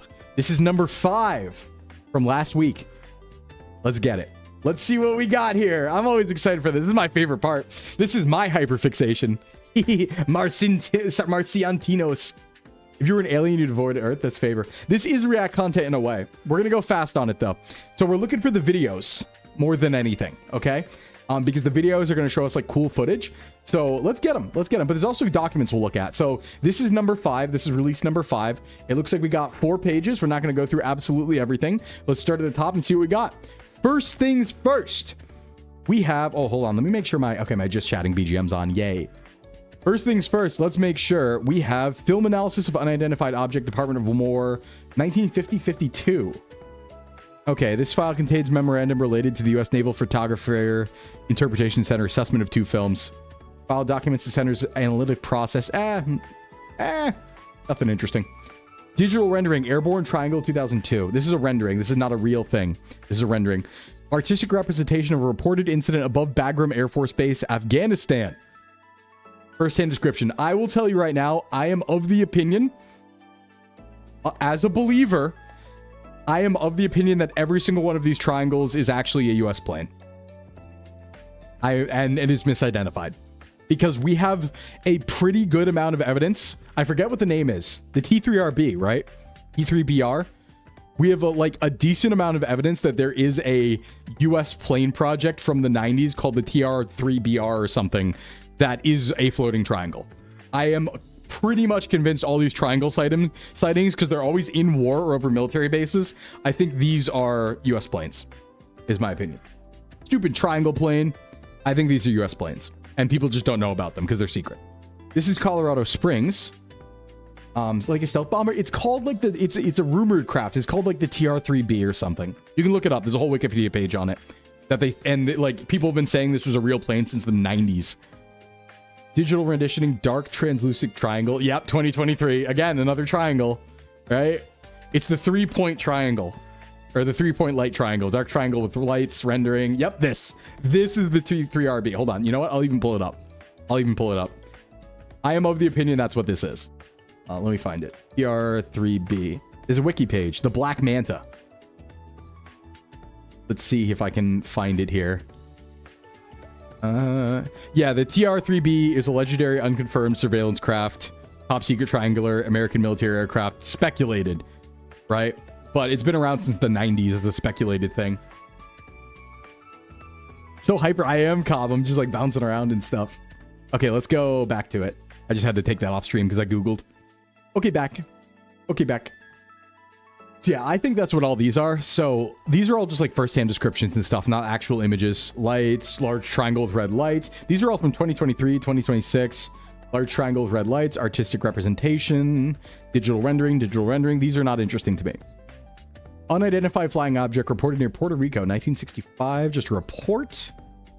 Special activities. Let's see. I promise there are videos and pictures. Just stick around for them later. They're usually towards the end. Yep, Puerto Rico. Nothing crazy there. Briefing notes for Mr. Walter Elder. What is that? Executive Assistant to the Director of Central Intelligence Agency. involving an incident involving an unidentified aircraft in the vicinity of Puerto Rico. Oh, this connects to the last one. Okay. Diplomatic cable, Brazil. That's probably also about the Puerto Rico thing. Nope. Inauthentic. Okay, yeah. Inauthentic material. Nothing crazy. Get me. Ooh, Gulf of Oman. Here we go. Okay, I think these are the good ones. The modern ones, usually a video. In review of Ghost Rocket Incident 1947. Ghost Rocket. What is that? Did you watch a video that had compared an alien in humans' hands? No, I haven't seen that video. A low-flying V1 missile. Real incidents likely attributed. Okay. Ghost. Air Material Command on unidentified stuff. 47 to 48. Just a briefing. Here we go. This might be good. This is a report. Gulf of Oman. No, it's just a report. The air crew reported first observing 2 unidentified anomalous aircraft after dropping a water-activated flare. 4 feet in diameter, 20 feet above water surface. This is modern. 2021.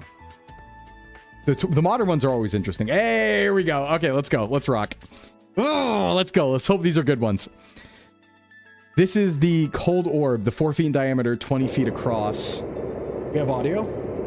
Oh, there goes something. Hard to see, though, but a lot of them are just going to be orbs like this. Ooh, that's a movement. See that thing curve turn? Whoop. Wow, wow. Quick curve turn there. It's bouncing all over the place. Whoa! What is that? All right, what moves like that, guys? Look at that thing. That's hopping all over the place. Oh, this is what you love to see, though, right? Because, like, in these tracking videos, it's like if something's just moving nonsensically, because you can see the water in the background here. So this thing is moving, but also moving erratically at the same time, because you can see the water going by in the background, right? So it's moving, but it's jumping back and forth. That's some movement. Moves like a fly, yeah, kind of. Or like a water strider. But that's on tracking. 4 feet in diameter. That's pretty good. That's pretty good. Hard to explain that. Not even modern drones would move that fast. That's, it's hard to explain what that might be. I mean, that is moving very oddly. And it has like a contrail too. Okay. It's got some sauce. That one's got some sauce. Bug alien's real. There's a little bit of sauce there. We like that. Yeah, the quick turns. That's what we love to see. Show me some goodies. All right, was that was that one. That's that one. Okay, so this is Gulf of Oman 2021. That's PR17. PR18. There's more. Same shot. We got it in regular color now. Center of the screen. All right, it's not bigger. I can make it bigger, but it'd blow up my overlay. Yep, it's doing weird movements still down at the bottom there. Whoop, there it goes. Looks like a bacteria under a microscope. Huh. Not bad. Kind of solid. What else we got here? 18, 19? Oh, it's 2 seconds. Whoa, okay, yeah, there's it jumping. Wow, that's a really short video, but they got a lot of this one. 120? What the hell? Like dancing while it's moving. Oh, that's weird. Yeah, I don't know what that is. Did it disappear? Can't tell. 121. Yeah, these are all the same incident. Oh, there it's moving normally. Yep, they got it in the center of the tracking now. It's still doing weird stuff back and forth. Hey, Sharada. Oh, yeah, that's strange. Whoa, there's something. Whoa! Whoa, whoa, whoa. What was that? What was that? We got more. Look at this. Look at this. Something comes. What is that? And then it comes back. Woo, woo. Hold on. Something comes back really fast. Does the description say what that is? Oh, that's scary. Yeah. Right there. Oh, wow. There's more? How many are there? A relatively larger area of contrast. Transits. Yep, yep. Oh, wow. Multiple. That's spooky. What the heck? Aliens are weird, man. Got after images. It's pulling an Akuma, yeah. Flash stepping towards you. The last thing you want to see is an alien flash stepping towards you. I don't think we understand enough about the systems we're seeing them use to monitor here. We can understand a little bit because we've seen a lot of these. We know it's over the ocean and it's moving. It's like tracking. And they give you a play-by-play of what it's exactly doing in the sensor. So we know a bit. Minute 5. This is an older one, isn't it? Oh, disappears. Goodbye. Oh! That could have been the camera moving, to be fair. But hold on, is the camera stationary? Wait, hold on. We can't tell because that bottom part isn't there. Teleports behind you, by the way. Yeah, we need like this for see if it's moving or the camera's moving. Because it could just be readjusting. Trying to zoom in. Are they readjusting? Can't tell. Just a black dot. Well, that's infrared though. Hanging out. Huh. Creepy. They're trying to get a target lock. Yeah. Yeah. More. Are they just going to keep lock on it? Okay, now it's moving slowly. I wonder if that... Hold on. Well, bye-bye. Went in the water. I think. Or it disappeared. One of those two. Whoa, wait. What's that shadow in the water? Hold on, is that a shadow right there? That big dark patch of water that transits there? Or is that just a wave? It could have been a wave. Bro is gone. It went underwater. Okay. Well, going underwater. That's something we don't... I don't think our drones really do that, so... that's something. This is just all the same one? I mean, it's a good video, but... yeah, more of that thing. Keep going. Ooh, what do we hear? Ooh. Okay. This is a real camera. A light source. The aliens are in Atlantis. They might be. All right, we have a random light here. This is from... Let's see. Okay, the United States Navy Unidentified Anomalous Phenomena Task Force transferred the media to the All-Domain Anomaly Resolution Office in 2022. Captured via handheld recording device by a U.S. military service member in 2019. It doesn't say who, just a service member. The footage contained within was captured... between two different ones was captured at the same time. It was digitally altered and was presented as received. Okay, so that doesn't tell us too much. But it was also... It looks like this one.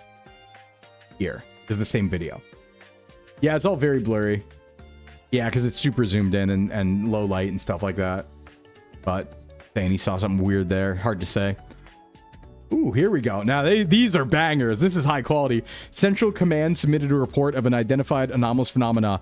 The United States Central Command submitted this one. Okay. From an electro-optical and infrared sensor aboard a military platform. All right, so the U.S. Central Command was like, hey, what the hell is this, man?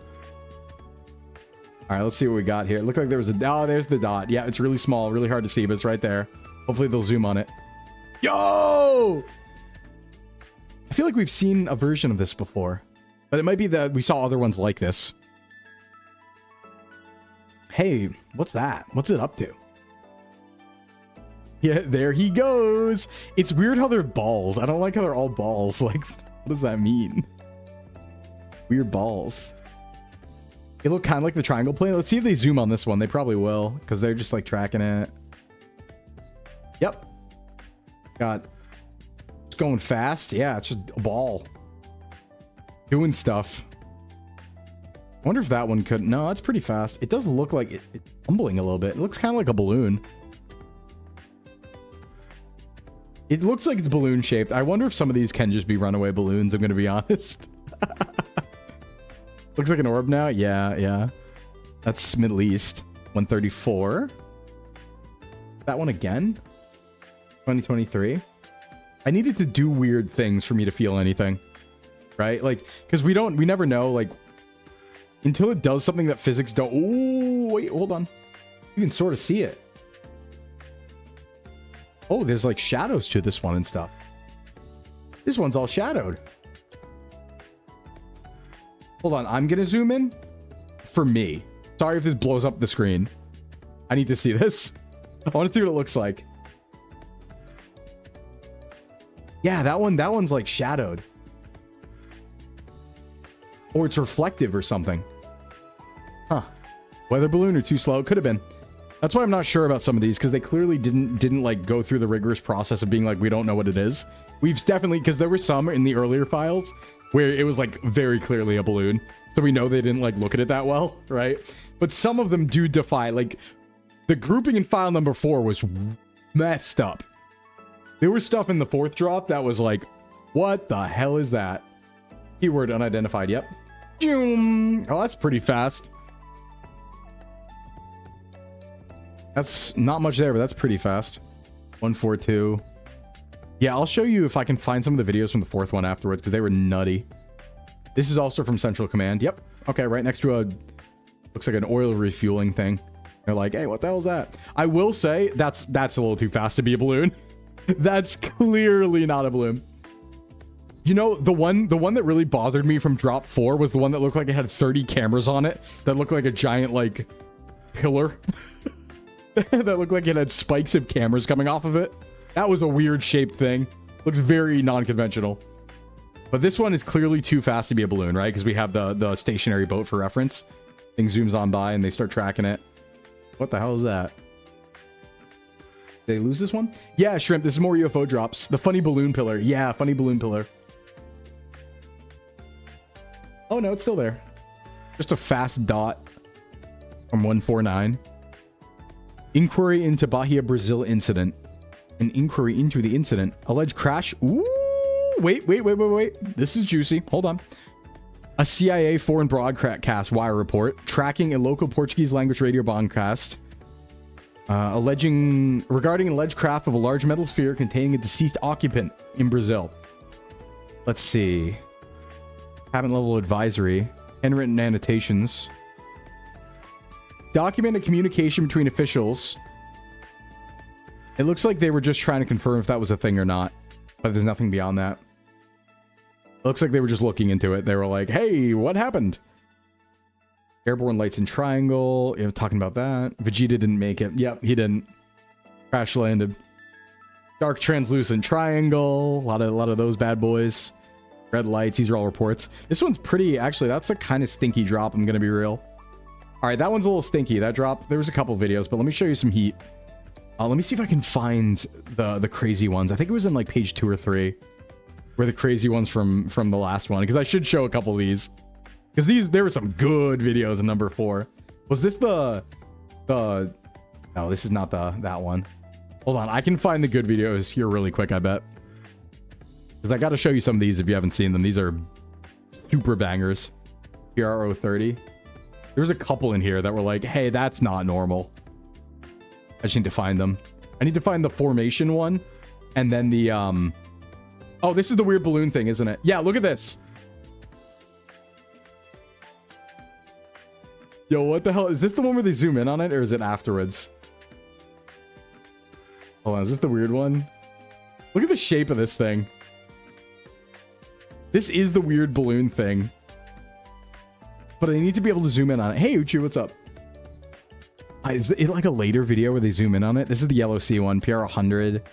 101. It might be this. Oh, no. This was the flying... This one's nuts. All right, hold on. You guys got to see this. See that flying wing? Yeah, looking at UFOs. See that little like... Oh, what's this right here? See that right there? Just wait till they zoom in on this. Wait till they zoom in on this bad boy. Hey, man, what's that? This is... What's up? Hate it. Huh? Hold on, they get like a really clean zoom in on this bad boy. Look at this. Now, my thought is that, like, that could be a drone swarm formation, I guess. I don't know how fast they're moving. But that could be, like, a drone swarm, a Chinese drone swarm formation, because this is South China Sea, also, 2024. Supersonic geese? Yeah, clearly. It could be a drone swarm. just going. I don't know how fast they're going though, but they're going pretty fast. But pretty cool. I need that. Oh god, what's the zoom in of the weird bird? Yeah, silly bird you got there. Is it this one? No. I want the one where it. You guys remember the one where it's like a clear UFO dips under the clouds? I think it was in the second one. A lot of these videos give a false sense of speed because of the parallax effect. They really do, yeah. Yeah, there are some that I'm like, okay, that is moving very abnormally, or it looks very abnormal. Like, I think, is this the one where they zoom in really far on the... No. I'm trying to get the one where they zoom in on this one. That's the one that I think is just straight up a balloon, I think. Eastern US. Too bad. There was this one I really liked in the second or third drop, and it was like a straight up like normal disc UFO, like very close, and you see it dip in and out of the clouds, and it's just like going in and out of the clouds, and you're like, yep. that sure looks like a UFO. I don't know which one that is in though, but yeah, that's a stinky drop, honestly. I'm glad we didn't spend too much time on it, honestly. That's a little stinky. If you want to look at some UFO stuff, look up patent 2017 filed on behalf of the U.S. Navy by someone who works as an aerospace engineer at a naval air station. I'm saving that for later, Lime. Hold on. Let me save that for later. Back to chat. Guess or no? I think something else. I'm gonna save that for later. Give me that chat message. Yummy, yummy. Why can't I copy that? I want yummy chat message. No. Okay, I got it. Yay. Yay. No, what it's time for is, honestly, ending stream. That's what it's time for. Hi, welcome back to Just Chatting, everybody. We're gonna end things here today. 4 hours because we got a busy week, and I want to work on some stuff tonight. Thanks for coming by, everybody. Very fun day. Thank you for everything, all the raids and subs and chats and all that stuff. I really love being here with you guys, and I will see you tomorrow. I don't know what we're doing tomorrow yet. I will plan that. We will do something tomorrow of some kind. Something of some kind. Now, actually, let me check something, because I was going to raid into someone on the YouTube end, but I need to see if they're still live, because we did go pretty late, and I know they didn't start. Like, I don't know if they're still going to be live. I don't know how long they stream. Let me check. Someone new on the YouTube side I found. Nah, we missed it. Darn. Okay. No, we don't have a love sense link. That's not true. All right, YouTube is going nowhere. Because that stream ended. I was going to send you over to, sorry for my pronunciation, Wilhelm Vanderbus from former Globy Talent, because I was going through my Twitter and remembered about that. And it turns out that he streams like right when I do. So we were going to go there, but it looks like he ended. So YouTube is going nowhere. And we'll find someone right on the Twitch side. Wish you could have been here earlier. Got a good night. And thanks for stream. Yeah, no problem. Thanks for coming by at the end, Uchu. And we'll be here tomorrow. I don't know what we're doing yet, but I'll let you know in Discord. I will cook something for tomorrow's stream. We will think about it. But as for heading, let's see where we're going today. Ooh, itchy nose. So I can work on stuff. Who it on? Let's see. Who's doing stuff and things? Who do we want to say hi to? I should start finding like new people, but I should probably do that in the Pokemon category. I think that makes the most sense. Most sense. Hi, your stuff. Let's see. Who's doing things? Ooh, hey, what's Toma up to? We haven't rated Toma in a long time. What's that bull boy up to? Yeah, let's go Toma. We're gonna go with Toma Tengu. All right, we're going over to Toma on the Twitch side. Big love. And on the YouTube side, we will just be ending because there was no other waiting room. All right, I'll see you all tomorrow. Thanks so much for coming by. Big love. I'm gonna get to work, and I'll see you guys in Discord. Bye. Have a good rest of your day. Get your protein.